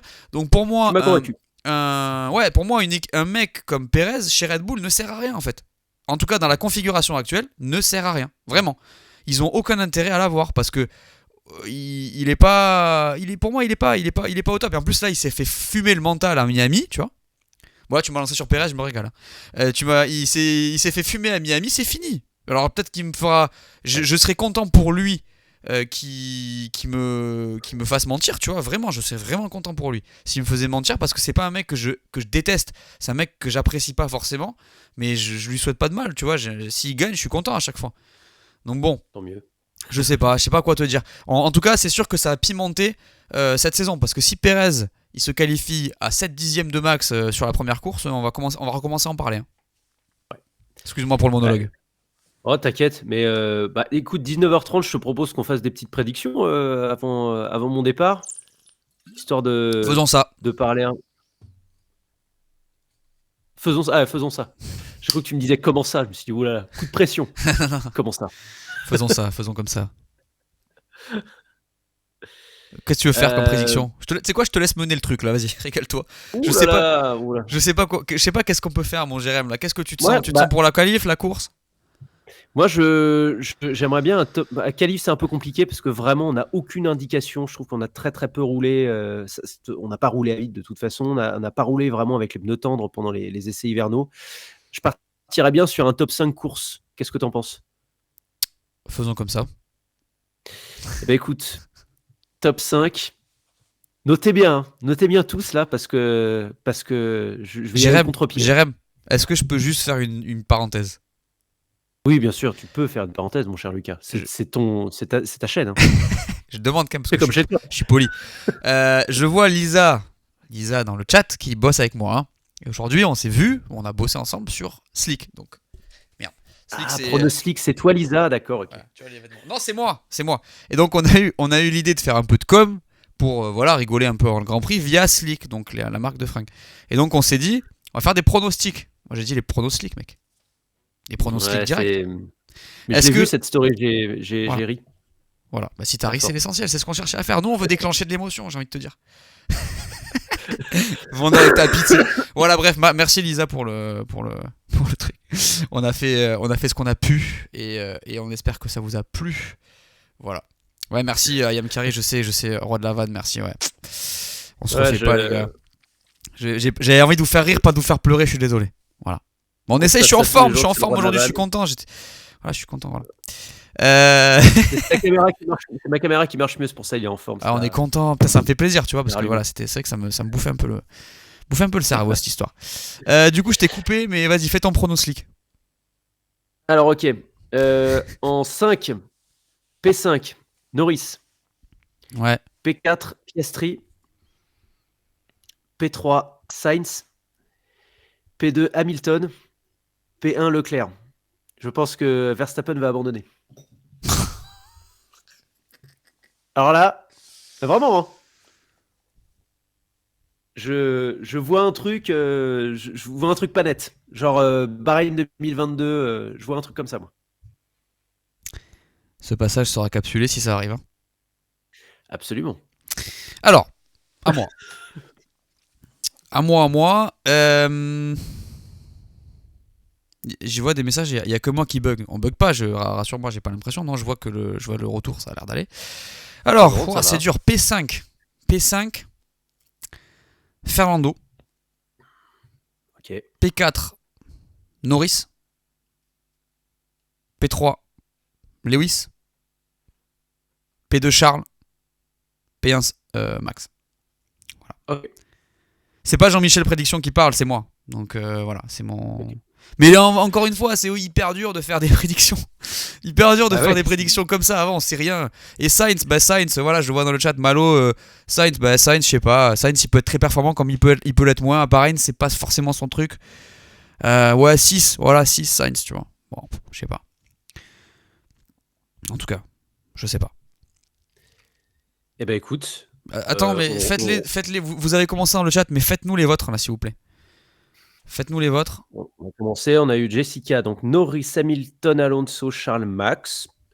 Alonso, P3, oui. C'est peut-être un peu optimiste, mais ouais, ça se vend bien.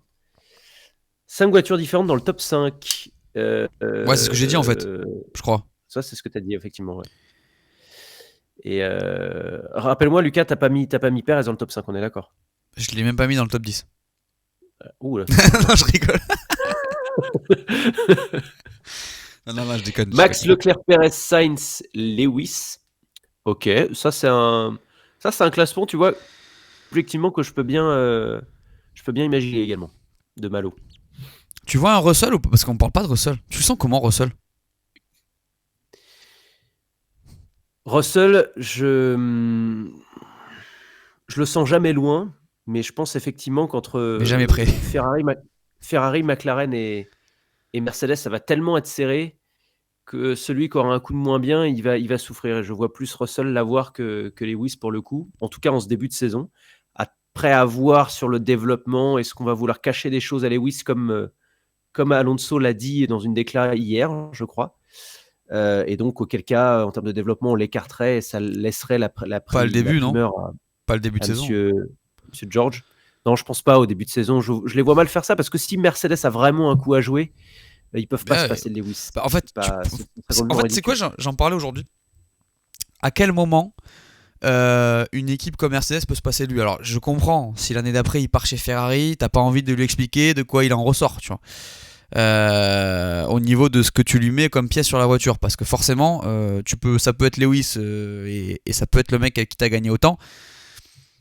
Moyen la confiance, tu vois, normal quand tu pars sur 2025 qui normalement devrait encore être une année encore plus resserrée si ça se passe comme ça doit se passer. En tout cas, j'ai du mal à les voir. Ne pas parler avec lui. En fait, j'ai du mal à voir Russell prendre le lead. Il l'a fait en 2022, mais on connaît les conditions. Russell, il est très bon, hein. Moi, j'adore comme pilote. Je trouve que c'est un mec qui a la dalle, j'aime beaucoup et tout. Mais tu sens que techniquement et même au niveau, même globalement, il est encore un peu en retrait, quoi. De toute façon, Russell, c'est quand même, je trouve, avec Leclerc, mais pour des raisons un petit peu différentes, c'est vraiment un des pilotes qu'on attend le plus au tournant, quoi. Avec Leclerc et Norris, je pense, d'une certaine manière. Ouais. Parce que là, on va attendre de lui qu'il étoffe son jeu, tout simplement, qu'il nous refasse une saison à minima comme celle de 2022, même si évidemment il y avait des circonstances particulières, mais il n'empêche qu'en 2022, il a fait preuve d'une énorme régularité, même s'il a fait quelques erreurs, je crois, en fin de saison. Il a été bon, hein. Au début d'année, là. Mais voilà, mais il a été très très bon, il a enquillé les podiums et les bons résultats. Les top 5, je crois que c'était 7 top 5 de suite. Ouais, comme ça. Exactement, c'était le top 5 qu'il avait très très bien réussi à faire. Donc en fait, c'est ça qu'on va attendre de lui. Je lui en voudrais pas personnellement si... déjà, je ne veux pas lui en vouloir personnellement, ce serait un peu ridicule, mais je lui en voudrais pas s'il n'explose pas Lewis, ou même s'il ne le bat pas, mais si au moins il arrive à lui tenir la dragée haute et qu'il nous fait une saison propre, là, il sera dans de bonnes dispositions pour accueillir son prochain équipier, quel qu'il soit chez Mercedes l'année prochaine, en fait. Parce que ça se trouve, ce sera un petit jeune, ou alors ce sera une très grosse cote qu'on connaît déjà, on ne sait pas. Mais à partir de ce moment-là, il faut que Russell soit dans la position de dire à son management, moi, voilà, vous avez bien fait de miser sur moi, je suis le successeur de Lewis Hamilton. Et ça, il ne peut le prouver qu'en ayant une saison 2024 propre. De la même manière que Leclerc, et ça c'est encore plus vrai pour Leclerc, il faut qu'il enterre, il faut qu'il explose Carlos Sainz, c'est impératif pour lui. Là pour le coup, c'est même pas battre Carlos Sainz, ou c'est même pas lui tenir la dragée haute, il faut vraiment qu'il l'explose Là, pouvoir oui. être dans les bonnes prédispositions pour accueillir, entre guillemets, Lewis l'année prochaine. Ouais, là, ouais, là, il va falloir. Il va vraiment falloir parce que. Bah oui, parce Ah qu'en là, ouais. fait. Hein? Non, allez, oui, oui, oui, il va falloir, oui. Excuse-moi. Ouais, on va voir, on va voir. Mais il y a plein de questions, honnêtement, il y a plein de questions. C'est ouf parce que là, tu te dis, ouais, franchement, qu'est-ce qui va se passer chez Aston? Est-ce que Stroll va lever son niveau? Comment va être Piastri sur cette deuxième année de rookie, sachant qu'il a fait une première année de malade, mais qu'il a quand même montré des limites à certains moments de la saison? Alors, je dis ça en tenant compte de son potentiel, hein, bien évidemment, par rapport à Norris et tout ça, tu vois, donc notamment sur les circuits qu'il ne connaissait pas. Mais il y a plein de questions. Moi, j'ai hâte de voir Alpine aussi. On n'a pas parlé d'Alpine. Alpine. Alpine, les gars, moi je vous l'avais dit, hein, on en avait parlé. Alpine, c'est chaud. Ah, c'est très très chaud. C'est très très chaud et c'est extrêmement inquiétant parce que on se rend compte dans les premiers feedbacks qu'on a exactement les mêmes soucis qu'avant, c'est-à-dire la puissance moteur qui n'y est pas, mais en même temps, c'est logique, on peut pas toucher à la puissance moteur, même si la FOM a envisagé, la FIA pardon, a envisagé donner une petite dérogation pour qu'ils rattrapent un petit peu leur retard, là, une dérogation par rapport au gel du moteur. Mais si en plus on constate que l'aéro va pas, là c'est un peu dramatique là. Franchement, c'est un peu dramatique.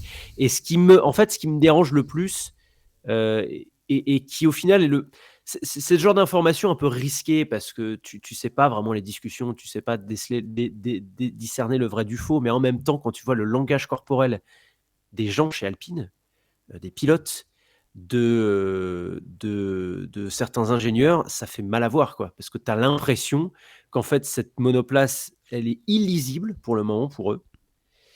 Et que tu te demandes même si elle a du potentiel, quoi. Parce que moi, le terme potentiel, je l'ai très peu vu dans les déclarations des uns et des autres. Alors que d'habitude, même en étant politiquement correct, tu dis, bon, oh, mais tu comprends, cette voiture, elle est un peu difficile, mais elle a du potentiel. Ça, en général, tu sens que ça pue du fion, si je peux te permettre, et tu sais que Permets-toi. l'écurie va vivre une saison extrêmement difficile. Là, on parle même pas de potentiel chez Alpine, on en parle très peu, quoi. Et c'est Ouais. ça qui me fait peur. Et là, on est en train en plus, je pense qu'on va payer sèchement les bousculades de management ces dernières années. Là, ça va être terrible pour eux, je pense. Tu vois ça comment, toi? Comment tu réagis s'ils sont vraiment pas Q3, même pas Q2? Comment ça que je réagis comment? C'est-à-dire Ouais, ton ressenti c'est quoi? Moi par exemple, si enfin, je veux bien me poser la question à moi-même entre guillemets. ouais, mais Euh, juste pour que je ouais comprenne ouais ta non mais question, vas-y. du coup vas-y je vais répondre moi-même. Mais pour moi c'est vrai que je serais pas étonné en vrai parce que j'ai capté que ça serait ça. On me l'a un peu compris quand on a été invité au lancement. Que c'était un peu comme ça qu'il fallait le voir, que la voiture avait été reprise, que potentiellement il y allait avoir plus de réglages, une plus grande plage de réglage et donc de développement. Ouais. Enfin même si c'est pas forcément lié de développement après par rapport à tout ça et que ça allait être difficile au début. Maintenant, là de ce qu'on a vu aux essais, elle a pas beaucoup roulé la voiture. Elle a eu des soucis, elle semblerait être pas efficace au niveau de l'aéro, elle semble pas bien née et elle semble trop lourde malgré le fait qu'il n'y ait pas de Ouais. peinture. Enfin, c'est chaud, non? Je sais pas. Et ça, c'est un site allemand qui a relayé cette information-là. Du coup, justement, je l'ai sous les yeux, quoi. C'est le site Amus, qui est plutôt bien informé en règle générale sur ces questions-là et qui parle justement du surpoids, de l'inefficacité et juste lente dans toutes les conditions, quoi. Donc Bah là, les pilotes, ça va être terrible c'est pour eux, hein. Si jamais c'est ça, là, ça va être ça va être terrible, hein. terrible. Tu vois, un Gasly Ça qui va est être venu là.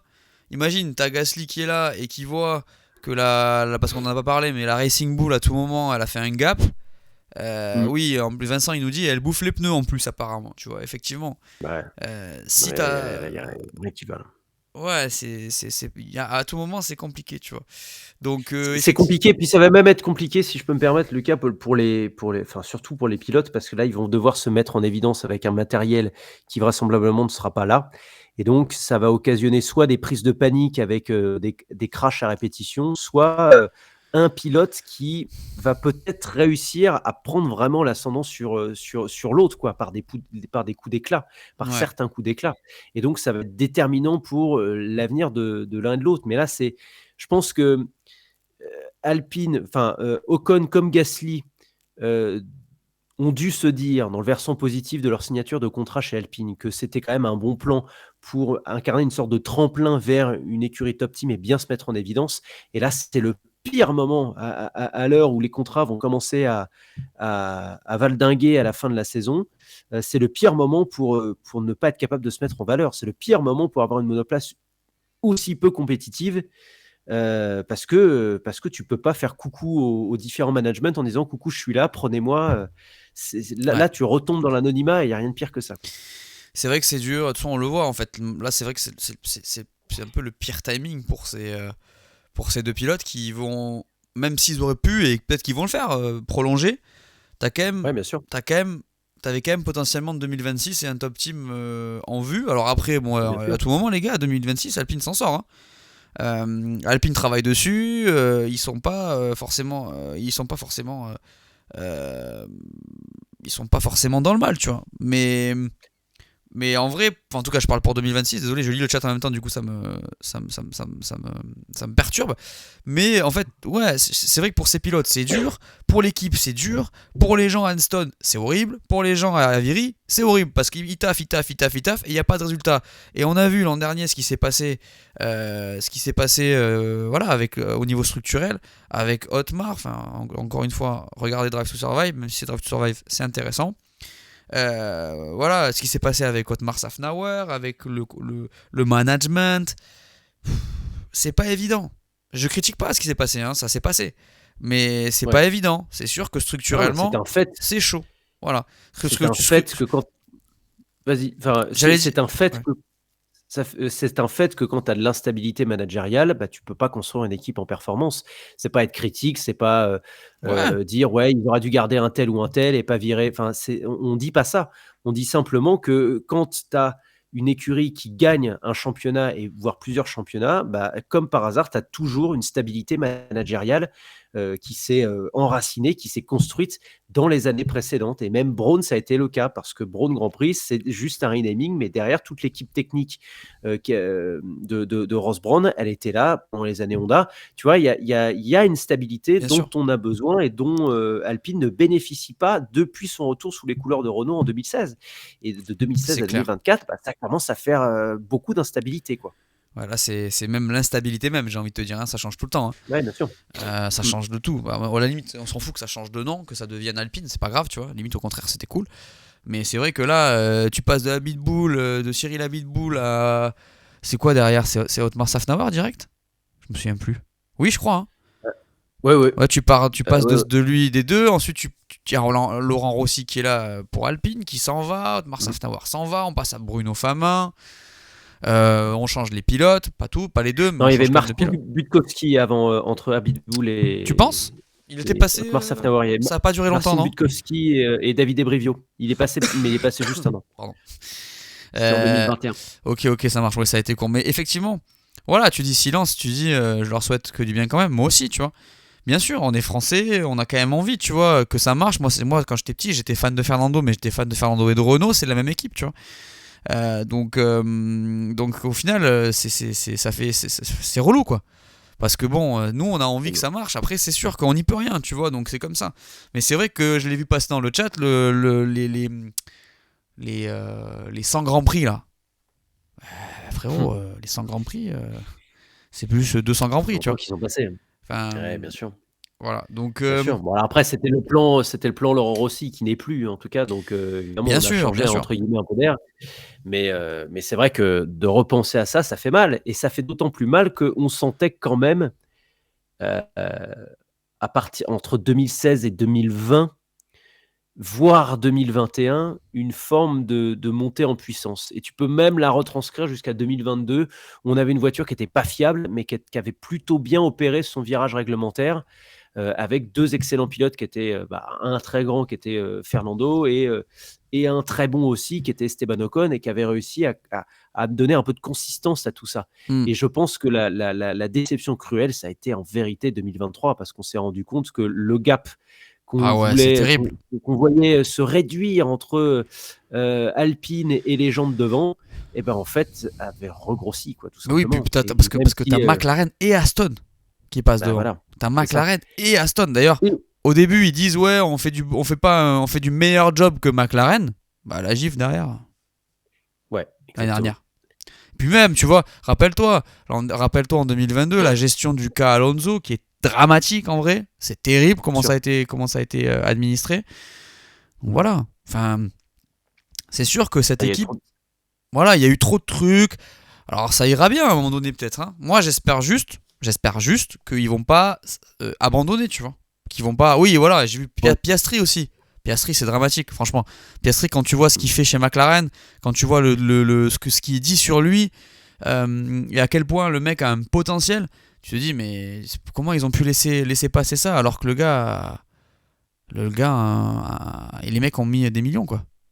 Ah Tu non, vois. c'est terrible, c'est terrible. C'était une humiliation et c'est vrai que moi, tu vois, quand c'est un truc bête, hein, mais il y a certaines choses quand j'ouvre mes réseaux sociaux et que je vois officiel ou official, deux points, machin, c'est souvent un truc qui revient en tête. Je me dis, ah, c'est peut-être Alpine qui dit qu'ils vont s'en aller, tu vois. Moi, c'est Ah vraiment ouais. une crainte que j'ai. Mm. Effectivement, tu vois, il y a plusieurs pistes d'annonces officielles qui peuvent me venir en tête avant que je les consulte, mais celle-là, elle en fait partie. Et j'espère vraiment que ça va pas arriver. Mais effectivement, si ça continue comme ça, on peut pas aboutir à un happy ending, c'est pas possible. Clairement, c'est pas possible. Clairement. Bah, écoute, on verra, hein, j'espère, mais j'espère surtout qu'ils vont pas, que tu vois, demain, là, en Q1, ça sort pas et qu'ils sortent pas avec les. Enfin, en fait, j'espère surtout que la hiérarchie, c'est pas, enfin, de la deuxième partie de tableau, c'est pas Racing Bull, As, Williams, Alpine et Stake, enfin, dans le désordre, tu vois. Parce que Ouais, là, ouais, voilà. si c'est possible, hein, c'est possible qu'ils aient perdu une ou deux places, hein. Et là, Mm. attends-moi hein, le résultat. Parce que, bon, t'as beau avoir de l'ambition, si tu te retrouves avec ce genre de choses, derrière, t'as des investissements, Ouais, bien sûr. compliqué quand même. Hein. Sponsor. Ah ouais. Enfin, je sais pas. Ouais. Ah non, Franchement, c'est c'est quand même. terrible. Et puis là, est-ce que derrière, je dis pas que c'est pas le cas, j'en sais rien, mais je suis pas sûr. Est-ce que tu as la capacité de McLaren à, à en développer, tu vois, à revenir? Parce que l'an dernier, McLaren, et après tu peux le voir à moitié vide ou moitié plein, c'est aussi un exemple de ce qui est possible. L'an dernier, Mm. McLaren, c'est c'est incroyable ce qu'ils font. Ils Ouais, reviennent comme bien sûr, jamais, tu vois. Donc bien sûr, voilà, effectivement. c'est possible. Mais il faut être une vraie équipe. Regarde McLaren, ça fait longtemps. Hein. Bon, après, t'as Seidel qui est parti, mais globalement, c'est assez stable. Ils ont fait du recrutement plus qu'autre chose. Ouais. Ouais, non, mais c'est ça. C'est ça. Il y a eu une vraie politique d'enracinement aussi des ingénieurs et tout ça s'est construit en performance de manière assez naturelle, ce qui n'a pas été le cas ce qui n'a pas été le cas d'Alpine. Mais c'est vrai que tu vois, tu m'as un peu déprimé avec ça. Ah, Je pardon. sais plus quoi dire. Pardon. Bah, après, c'est la vie, c'est le process de la Formule 1. C'est dommage, c'est dur parce Bien que sûr. t'as pas envie de te retrouver avec ce genre de situation. Mais bon, à un moment donné, tu vois, c'est comme ça. Des fois, t'y arrives pas, t'y arrives pas. Bon, là, on verra. Ça parle d'Andretti dans le chat. Voilà, il y a des équipes qui peuvent être rachetées. T'as du As notamment pour Andretti. Voilà, je dis pas qu'Alpine va vendre, j'en sais rien, mais c'est vrai que bon, à un moment donné, il faut, euh, il faut voir. Et j'espère qu'il y aura de la stabilité et qu'on va arriver à construire vraiment ce qu'on veut construire. On se répète, mais bon, à un moment donné, Mhm. en fait, c'est chiant de se répéter, j'avoue. D'ailleurs, les gens doivent en avoir marre parce que chaque année, ils disent tu vois, on a gagné une course en Ouais, mais 2021, en 2022, on est P4. Enfin, tu vois. après, si on se répète, c'est peut-être qu'on est, c'est pour, on va se jeter des fleurs, mais c'est peut-être parce qu'on est cohérent aussi et que du coup, on va pas inventer ou embellir, enjoliver une situation alors qu'elle l'est pas.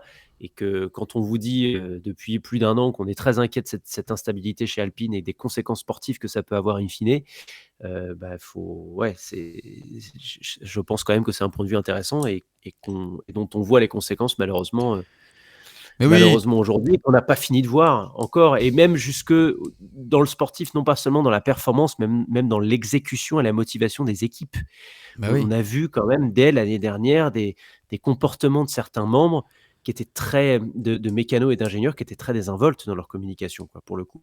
Une sorte de ras-le-bol, de je m'en foutisme, de nonchalance qui commençait à mettre extrêmement mal à l'aise même le spectateur parce que ça se voyait en fait. Ça s'est vu à certains moments de la saison. Bah oui. Et ça, c'est terrible. Et ça, c'est terrible parce que ça sent ça sent au-delà de la crise, la démobilisation. Et ça, il n'y a rien de pire dans une écurie de Formule 1, parce qu'une écurie de Formule 1 qui fonctionne bien, il faut qu'elle fonctionne comme une armée, quoi, tout simplement.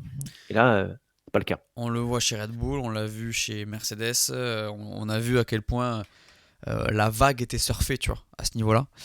Donc ouais, bon, peut-être qu'ils vont y arriver, on sait pas, peut-être qu'on se trompe, tu vois, on sait pas, on verra. En tout cas, ce Grand Prix de Bahreïn va commencer à nous donner quelques réponses, en tout cas. Ça, c'est sûr. Qu'est-ce que tu veux, Jérém? Tu veux y aller? Il me semblait que tu disais. Je veux pas tarder, sinon je vais louper ma séance de ciné. Ah, tu vas voir quoi? Alors, je vais voir Dune demain. Ah, ok. Mais là, je ne sais pas exactement. C'est madame qui choisit. Ah, c'est une surprise. Ouais. Mal, On aura plusieurs séances. Pas mal comme truc, ça. Bah écoute. Moi, je vais voir Dune aussi, je crois, lundi ou un truc comme ça. J'ai hâte de voir. Ouais, moi aussi. J'avoue, j'ai tellement kiffé le premier que. Bon, du coup, je vais vous laisser. Non, mais tu peux rester si tu veux. Franchement, t'es chez toi. Hein. Oui, mais bien sûr, mais je vais devoir y aller quand même. Non, vas-y, putain. Ok, frérot. Bah écoute, de toute façon, nous, on se voit quand? Alors, c'est quoi le programme? Juste pour le programme, excusez-moi. Notre programme commun. Notre programme commun, c'est quoi? C'est Wina. On est en émission pour pole position samedi 10h du mat. Ouais, c'est samedi 10h, ouais. 10h du mat. Pour parler un peu de ce Grand Prix de Bahreïn. Je vois des messages dans le chat à chaque fois, c'est pareil. Il nous dit en fait Jérém parvoit le live de pistonné parce que du coup après il y a les pistonnés qui vont commencer dans pas longtemps et je vais vous y envoyer quand on aura fini, donc on ira je vous dirai tout à l'heure. Donc notre programme commun à Jérém et moi, c'est samedi matin, on est ensemble en plateau avec Brice Germain à la présentation. Brice Germain, s'il vous plaît. Oh là là. À la présentation, pour la première fois en tout cas pour ma part, et je pense que pour la sienne aussi. Et on va parler du Grand Prix, on va se faire des petits quiz, on va kiffer. Puis, moi je vous l'ai pas dit aussi, mais bon, je vais vous le dire après, mais on va être en live ici pour les qualifs, on va être en live ici pour la course. On va se faire des petits kiffs ensemble sur ce premier week-end de Grand Prix que j'espère intense. Voilà. Jérém, si tu veux y aller, je te libère. Bah écoute, merci de me libérer, mais c'est toujours un plaisir d'être là, comme d'habitude. Parce que sinon je fais que parler. Merci le chat de votre accueil. Et puis, bah, on est en train progressivement de régler les soucis techniques. On s'y était engagé. Regardez, vous avez une caméra avec une résolution magnifique. Non, magnifique, peut-être pas exagéré, mais en tout cas propre. Et un très beau fond que vous pouvez enfin voir avec mes amis. Je suis pas Ayrton, sûr pour le Michael son encore, mais il faudra qu'on confirme ça. Ouais, pour le son, ça doit pas être ça. Mais si vous voyez bien derrière Ayrton, Michael et Lewis qui me tiennent compagnie chaque jour, ça veut dire que la caméra s'est un peu améliorée. Donc voilà, tant mieux. Et puis nous, on se retrouve très vite et avec un son tout propre. Salut tout le monde. Salut Jérém. Hop, on repasse juste ensemble. Ouais, je vois je vois Silence qui dit lâchez vos follow par contre le chat, merci beaucoup, ça fait grave plaisir. Les gars, n'hésitez pas à me suivre, je suis pas encore affilié, je suis un enfant sur Twitch, donc suivez, abonnez-vous à la chaîne pour avoir les notifs, mettez-vous, vous pouvez pas sub encore parce que pour le coup je suis pas encore éligible, donc on espère bientôt, hein, j'ai bientôt rentré toutes les heures de stream pour l'aide, donc ça va être cool, j'ai hâte.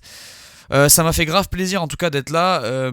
On va faire ça tous les mercredis soirs, 18h30 ou 19h. Je vais confirmer là, c'est Jérém qui m'a fait venir à 18h30 parce qu'il n'était pas dispo avant.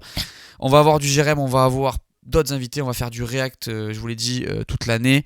Il y aura plein de gens, je pense, avec moi qui vont passer. Quand Jérém commentera pas, il va être avec moi. Il y aura du Manu Moine, il y aura du Brice Germain. On va faire des petits invités. Sympa, sinon je serai là, moi, tout seul pour parler un peu de tout ça.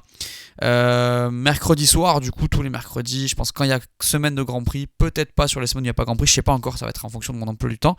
Dans tous les cas, on essaiera de faire 1h30, 2h au moins pour bien décrypter tout ce qui se passe en F1 et peut-être même parler d'autres trucs, on verra.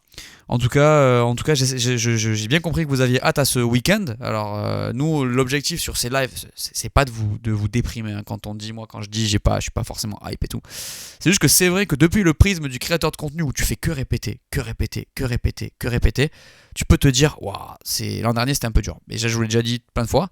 Mais bon, là en tout cas, je pense qu'on a quand même plus de chances de se régaler que l'an dernier. Vu la base que les équipes ont sorti sur les essais. Donc voilà.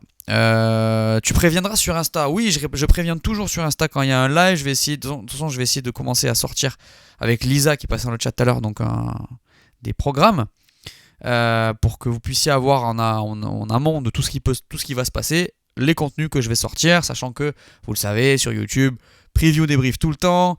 On va faire des vidéos, on va continuer à faire des vidéos 2 fois par semaine. Donc on va voir. Des lives combinés avec Hydro, les gars je sais pas, il faudrait que je vois avec lui, je pense pas. C'est pas prévu, même si on se connaît avec Hydro, j'aime beaucoup Hydro. On va voir ce qu'on peut faire, hein. Ça serait super cool. En tout cas j'étais déjà passé une fois dans Break Check, c'était grave sympa. Ils sont grave sympas l'équipe d'Hydro là, ils sont très très bons.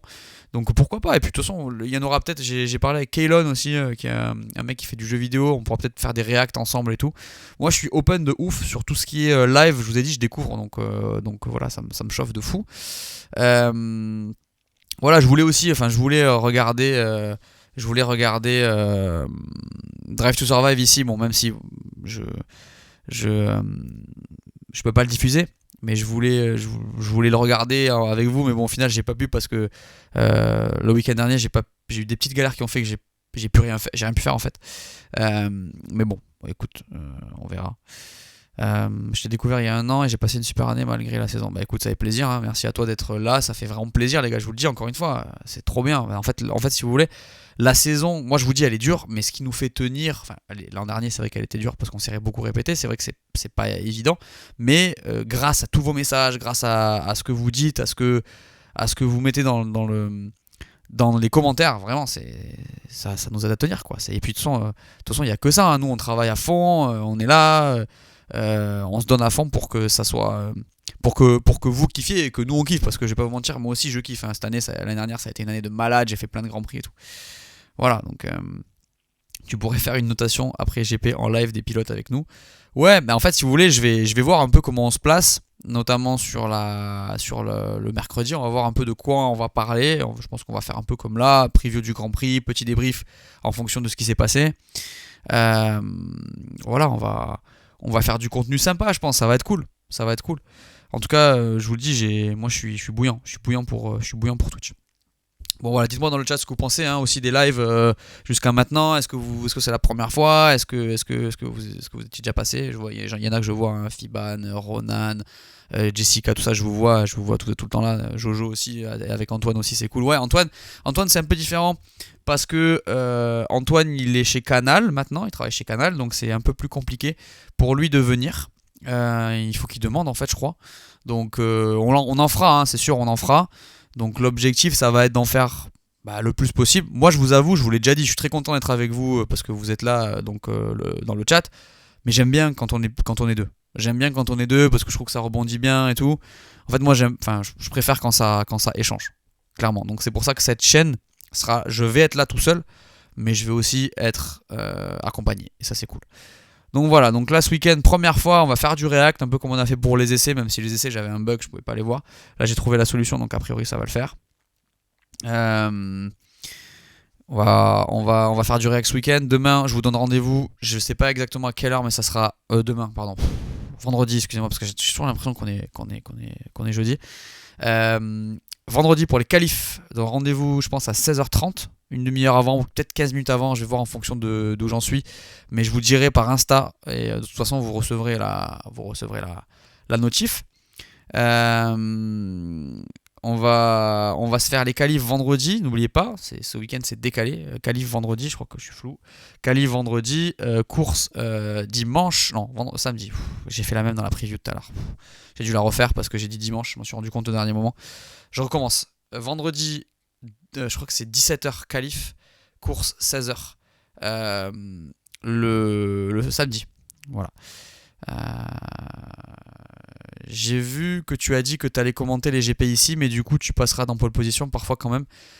Oui, je vais être sur toutes les émissions où je peux être les émissions, on va dire, l'émission pole position, et les commentaires Winamax, j'en ferai quelques-uns, bien évidemment, parce que j'ai envie de commenter avec les potos. Ça fait toujours plaisir de passer, d'aller au studio Wina et de commenter ensemble, donc ça fait partie des objectifs. Et voilà, et puis sinon on va être là, on va regarder ça tranquille, on pourrait même me mettre en fond en regardant les images. Même ça sera du réact les gars, je vais pas commenter ça, je suis pas un journaliste moi, donc j'aime bien réagir à tout ça, et potentiellement les gars on se le fera même à deux, hein, je vous le dis. Clairement, salut Iloti, bienvenue, ou alors re-bienvenue parce que je vois que t'es pas... Ah si, c'est la première fois que tu commentes. Voilà, ouais, ça va être varié, l'objectif c'est que ce soit varié, qu'on ait... Jérém va être là souvent, mais je m'interdis pas le fait d'avoir plusieurs invités. Alors il faudrait que je fasse des overlays différents, je sais pas encore, mais on fera ça. Il y a plein de choses qu'on va faire. Il y a plein de choses qu'on va faire clairement. Je vous dis tous les vendredis, tous les mercredis. Je galère. Je suis désolé avec les jours de la semaine là. Tous les mercredis, on sera là. Sur les qualifs, les courses, on sera là. Peut-être qu'on en fera plus. Il y aura peut-être des lives improvisés. On va faire plein de trucs. Voilà. En tout cas, je suis vraiment content de vous avoir eu aujourd'hui. Ça fait un gros plaisir, il y avait une grosse annonce, je vous rappelle que Christian Horner a été innocenté, aujourd'hui le mot est peut-être lourd, mais c'est le mot qui a été utilisé, en tout cas toutes les charges ont été abandonnées, donc il sera là dès ce week-end pour toute la saison chez Red Bull. Voilà, c'était la news principale et je pense que beaucoup de gens l'attendaient pour savoir à quelle sauce ils allaient être mangés cette saison. En tout cas, je vous le redis, j'espère fort que Red Bull ne dominera pas outrageusement cette saison. J'espère qu'on aura de la variété, qu'on aura de l'intensité et qu'on va se régaler, quoi. Voilà. Voilà, innocenté, c'est un grand mot, je suis assez d'accord. Ça fait 1h35, les gars, que je suis avec vous. J'avais oublié jusqu'à ce que j'ai noté la vidéo. Tu vois, c'est ça, Jessica, tu dis j'avais oublié.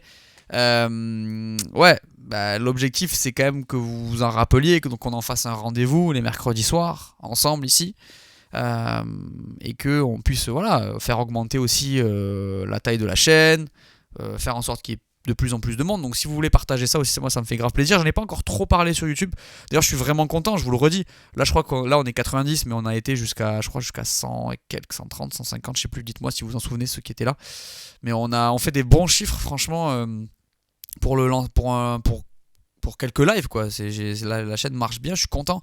Bon, rien à voir avec les Hydro et les Depiello et tout le monde qui sont établis depuis longtemps, mais je suis vraiment content de voir les chiffres que je fais, voilà. Non, pas de 150 aujourd'hui, je crois qu'on a fait 130, ouais, tu vois, les deux, Fiban et Break Twitch, ouais, c'est 120. Non, on était à 130, je crois, un truc comme ça. On était à 130, je crois. Bon, c'est cool, moi je vous dis, je suis content. Je m'attendais à faire 20, hein. Enfin vraiment, je m'attends même pas. Hein. Donc voilà. Mais vous inquiétez pas, enfin franchement, moi je vous dis, parce que je vois Jojo qui dit j'ai 30 abonnés mais j'ai partagé. Non, en fait, je vous dis juste, c'est pour ça, c'est si vous voulez me donner un coup de pouce, bouche à oreille, tout ça, on s'en fout. Il n'y a pas de petite aide, tu vois. Voilà, l'idée c'est d'être tranquille ensemble et de faire ça à la cool, tu vois. Donc voilà. Qu'est-ce que j'allais vous dire? Ouais, ça a été une journée. Juste les gars, aujourd'hui, ça a été une journée de malade. On ne savait pas comment. Parce que je vous donne un peu les coulisses aussi, du coup, c'est marrant. J'étais avec Lisa, donc qui bosse avec moi, et on savait pas ce qui allait se passer avec Corner. Et du coup, il fallait que je fasse la preview, que je trouve le bon titre et tout. C'était une galère, et du coup, je savais pas comment on allait faire, sachant qu'il y avait ce live à faire et que du coup, sur lequel je me suis engagé. Mais bon. On a réussi, journée plutôt productive franchement, assez ouf, j'aurais jamais imaginé parce que ce matin j'étais vraiment cuit en fait. Je sais que vous n'avez rien à foutre de ma vie peut-être, mais vous êtes là donc on en parle, il est 20h10, on est ensemble tranquille. Voilà, et je vais pas vous mentir, j'ai hâte de voir aussi ce que ça va donner avec Jean-Michel Prédiction, vous irez voir ma prédiction Jean-Michel sur ma chaîne YouTube pour la vidéo du jour, la preview. Bon, elle est pas compliquée, elle a peu de chances d'arriver, mais bon, vous me direz ce que vous en pensez. Vous irez voir. Je vais pas vous spoiler. En tout cas, je vous rappelle le principe de Jean-Michel Prédiction. Jean-Michel Prédiction fait des prédictions qui sont folles, qui n'ont pas beaucoup de chances d'arriver. Donc il faut pas lui envoyer il faut pas lui balancer des merguez, comme j'aime dire. Pas lui balancer des merguez quand il porte malchance. Voilà, merci. Tu vois, Jean-Michel porte la poisse. Guino 72. C'est vrai, hein. C'est vraiment vrai. Oh, j'ai Alexandre Caldi qui m'envoie des gens. C'est incroyable ça. Je crois. Hein. Oh là là, les gars. Bon, c'est incroyable. Merci Alex. Ça fait grave plaisir. Salut à tous. Salut à toutes. Je connaissais même pas cette fonctionnalité. On est passé à 161 parce que Alexandre Kali nous a envoyé des gens. C'est incroyable. Franchement, folie. Pourquoi le wrap à Londres? Ah ouais, voilà, bah c'est ça, ouais, bien joué. Bien joué. Là, je vois qu'ils viennent de chez Kaldi parce que on s'est fait des wraps à Londres, lui et moi. Un régal. On était affamés, les gars. On était même pas bien. Parce que moi j'étais pas bien parce que j'avais pris un bus qui tournait comme ça à gauche, à droite et tout. C'était une horreur. On s'est mangé un wrap tous les deux à la gare de Saint-Pancras. C'était une dinguerie à tel point qu'on a oublié le lancement de l'Alpine carrément. Pardon, on s'est régalé. Et désolé les gars, je suis complètement pour ceux qui étaient là avant que le raid arrive. Je suis passé du coq à l'âne, mais j'ai vu le raid et donc du coup je pense qu'il a dû donner un indice ou un truc comme ça. Merci Alex, ça fait plaisir. On s'est régalé là-dessus. Soyez cool avec Alpine quand même. Plus le wrap meilleur que l'Alpine en 2024, quand même, on va les respecter. Ils nous ont invités, franchement. Merci Alex pour le bon courage pour le stream. Ça fait grave plaisir. Je vais pas vous parler pendant 2 heures du wrap, hein, franchement, même s'il était plutôt cool. C'est les wraps de Marks and Spencer, un truc comme ça, qui franchement nous ont mis bien. Moi, ils m'ont fait remonter mon énergie, tu vois, ce genre de wrap. Voilà, bref, on va pas. Il fallait qu'on te dise que le wrap était super. Bah ouais, mais je sais, je m'en souviens, j'y pense tous les jours à ce wrap, je vais pas te mentir. Là, tu vois, il est 20h10, j'ai grave la dalle et j'ai pas ce wrap. Donc je sais, tu vois, je sais que j'ai pas ce wrap. Bon bref. Je suis quand même en train de vous baratiner un truc sur un wrap quoi. Bon, bref. On est loin de la Formule 1. Mais j'ai l'impression, tu vois, moi vous savez les gars, ceux qui viennent d'arriver, je suis nouveau sur Twitch et c'est un truc que je kiffe, c'est que je peux parler, vous raconter mes trucs et être un peu moins, on va dire, scripté que sur YouTube. Et ça fait plaisir. Ça fait plaisir. Ben, on est 160, je suis content, hein, franchement. Les nouveaux, franchement, abonnez-vous pour avoir les notifs pour les prochains, si ça vous fait plaisir. On va essayer de pas se cannibaliser avec Alex. Mais vous savez quoi, vous venez de chez Kaldi, ben avec Alex, on fera peut-être des trucs ensemble aussi. Je suis flou encore. Voilà, on va faire le point. Après, on fera peut-être des trucs. On va essayer de voir ensemble si on peut pas faire des petits lives aussi ensemble, c'est cool. Ah bah il est là, voilà, regarde, avec plaisir. Bah franchement, je sais pas si tu fais des react Alex, on pourra peut-être en regarder ensemble et tout. Ça pourrait être vraiment cool. Je découvre côté sur Twitch, bah je viens d'arriver les gars. J'ai commencé, je crois, mon premier live, c'était en décembre, t'imagines. J'ai fait mon premier live en décembre, donc voilà, on vient d'arriver quoi. On vient d'arriver. Dis-toi que Max joue en club pro sur FIFA alors que le week-end va commencer. Mais il est tranquille, mec, Max. Qu'est-ce que tu crois? Franchement, c'est. Je l'ai vu. J'ai eu la chance de lui serrer la main au lancement de Red Bull. Il m'a regardé avec les yeux vitreux. Mais, tu vois qu'il il est déjà champion, le mec. Voilà. Yo, Lucas, jamais vu. Ouais, le Lucas en stream, c'est une nouveauté. Oui, c'est une nouveauté. Bienvenue. Merci Alex, merci beaucoup d'avoir ramené les gens, ça fait plaisir parce que c'est pas évident sur Twitch. Donc oui, c'est une nouveauté, je me suis lancé cette année, ça fait un moment pour vous raconter une histoire d'ailleurs, parce que je vais vous le dire, ça fait trop longtemps que je veux venir sur Twitch. J'ai fait une bannière où il y avait mon logo Twitch, je crois en janvier 2022, et c'était mon ancienne bannière. Et c'est pour vous dire que je voulais venir sur Twitch déjà à l'époque, mais comme je faisais tout sur ma chaîne, donc je faisais absolument tout. J'avais personne qui bossait avec moi, c'était une horreur impossible. Voilà. Bienvenue au JCRM 1984. Bonsoir à tous. Je pars et je vois un autre streamer qui part à la fin. Trop bien, vive la F1. Ouais, on est là parce que c'est ce week-end. Moi, je suis reparti. J'étais en train de partir tout à l'heure. J'ai Alex qui m'a envoyé ses gens. Je suis reparti. Je suis reparti. On a parlé tout à l'heure avec tous ceux qui étaient déjà là. On a parlé un peu de ce Grand Prix de Bahreïn qui arrive, de cette news d'Horner qui est finalement innocenté, qui va faire la saison. Et on va être là tous les mercredis. On va être là. On va parler de Formule 1. On va faire des réacts. On va regarder les qualifs, les grands prix sur Twitch. Donc voilà. Et on continue les vidéos 2 par semaine. On se régale. Je me suis staffé cette année, les gars. J'ai pris un peu plus de monde pour m'aider. Donc ça va peut-être me permettre de faire un peu plus de choses. C'est aussi l'objectif, de réinvestir un peu ce qu'on fait pour pouvoir faire plus, mieux. Et donc vous proposer un peu plus de contenu. On l'espère intense et cool. Il coule pour cette année. Et je vois ton message dans le chat. Comme j'ai dit chez Alex, est-ce normal que la F2 me aille plus que la F1 ou le suspense sera sur qui va être champion du monde, vice-champion du monde? Bah oui, c'est pas. En fait, si tu veux, si tu pars du postulat sur ce qui s'est passé l'an dernier, oui, c'est normal. Il y a pas de, il y a zéro débat. Enfin, enfin, c'est normal. T'as pas forcément envie. En plus de ça, si t'es pas fan de Max, t'as pas envie de te retrouver dans cette situation. Et la F2, en vrai, bon, il va se passer des trucs. Ça va être cool. Je sais pas à quel point le niveau va être haut. Je pense que ça peut être très intéressant. Ça peut être très intéressant, franchement. Dites-moi ce que vous en pensez dans le chat. En vrai, on peut relancer une question. Est-ce que vous êtes plus hypé par la F2 que par la F1? Oui, non. Je vous rappelle que je suis même pas affilié, donc on peut pas encore tout faire sur cette chaîne. Mais dites-moi ce que vous en pensez. Oui, non. Est-ce que vous êtes plus hype que la F1 pour la F2 ou pas? Mais je crois pas. Franchement, ça paraît quand même compliqué. Je l'ai dit tout à l'heure, mais il y a quand même eu des essais qui ont été réussis. En tout cas, pas réussis, mais qui sont mieux passés pour Ferrari, Mercedes, Aston, pas Aston, mais McLaren que l'an dernier, donc la base est pas mal. Les gars, en vrai, je me dis quand même que ça va être cool. Enfin, je sais pas, j'avoue, tout à l'heure, on m'a posé la question.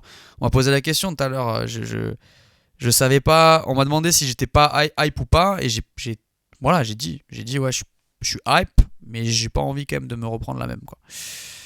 Ah ouais, tu nous fais un sacré pari, toi. Par contre, pour 2024, gros pari que je prends, mais Piastri sera vice-champion du monde et McLaren top 2 constructeur. Grosse cote, mais j'y crois. Oh, c'est chaud quand même. Je suis encore fou, les gars. Grosse cote de fou. Hop, refais le point, ma petite. Voilà. Désolé, je supporte pas de me voir flou dans le retour.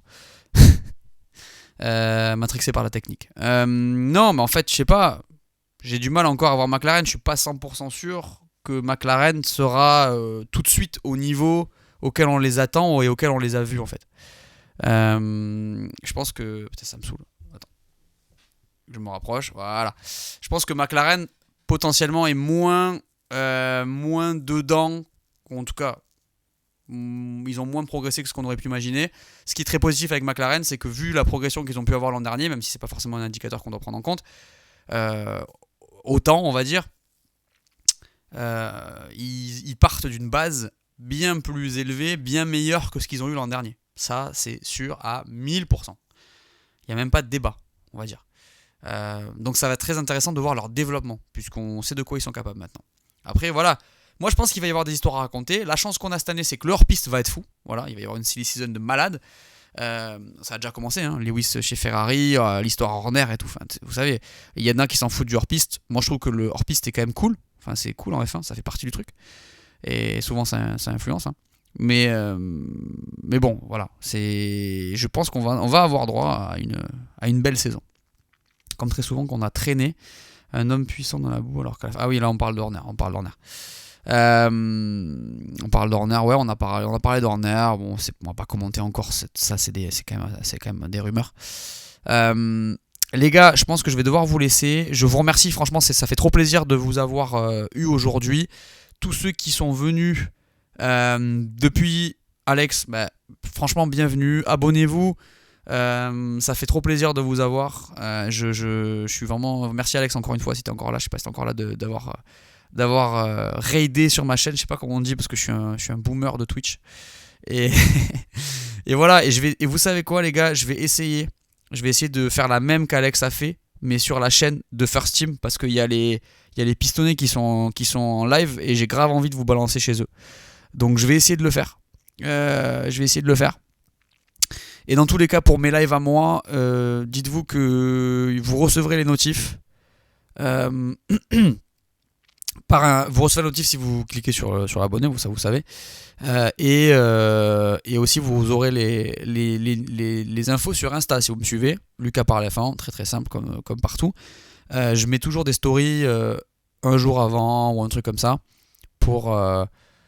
Un jour avant, même une heure avant, enfin ça dépend en fonction de quand je décide que je vais liver, que je vais streamer. Mais là je sais que ça sera tous les mercredis, donc a priori voilà.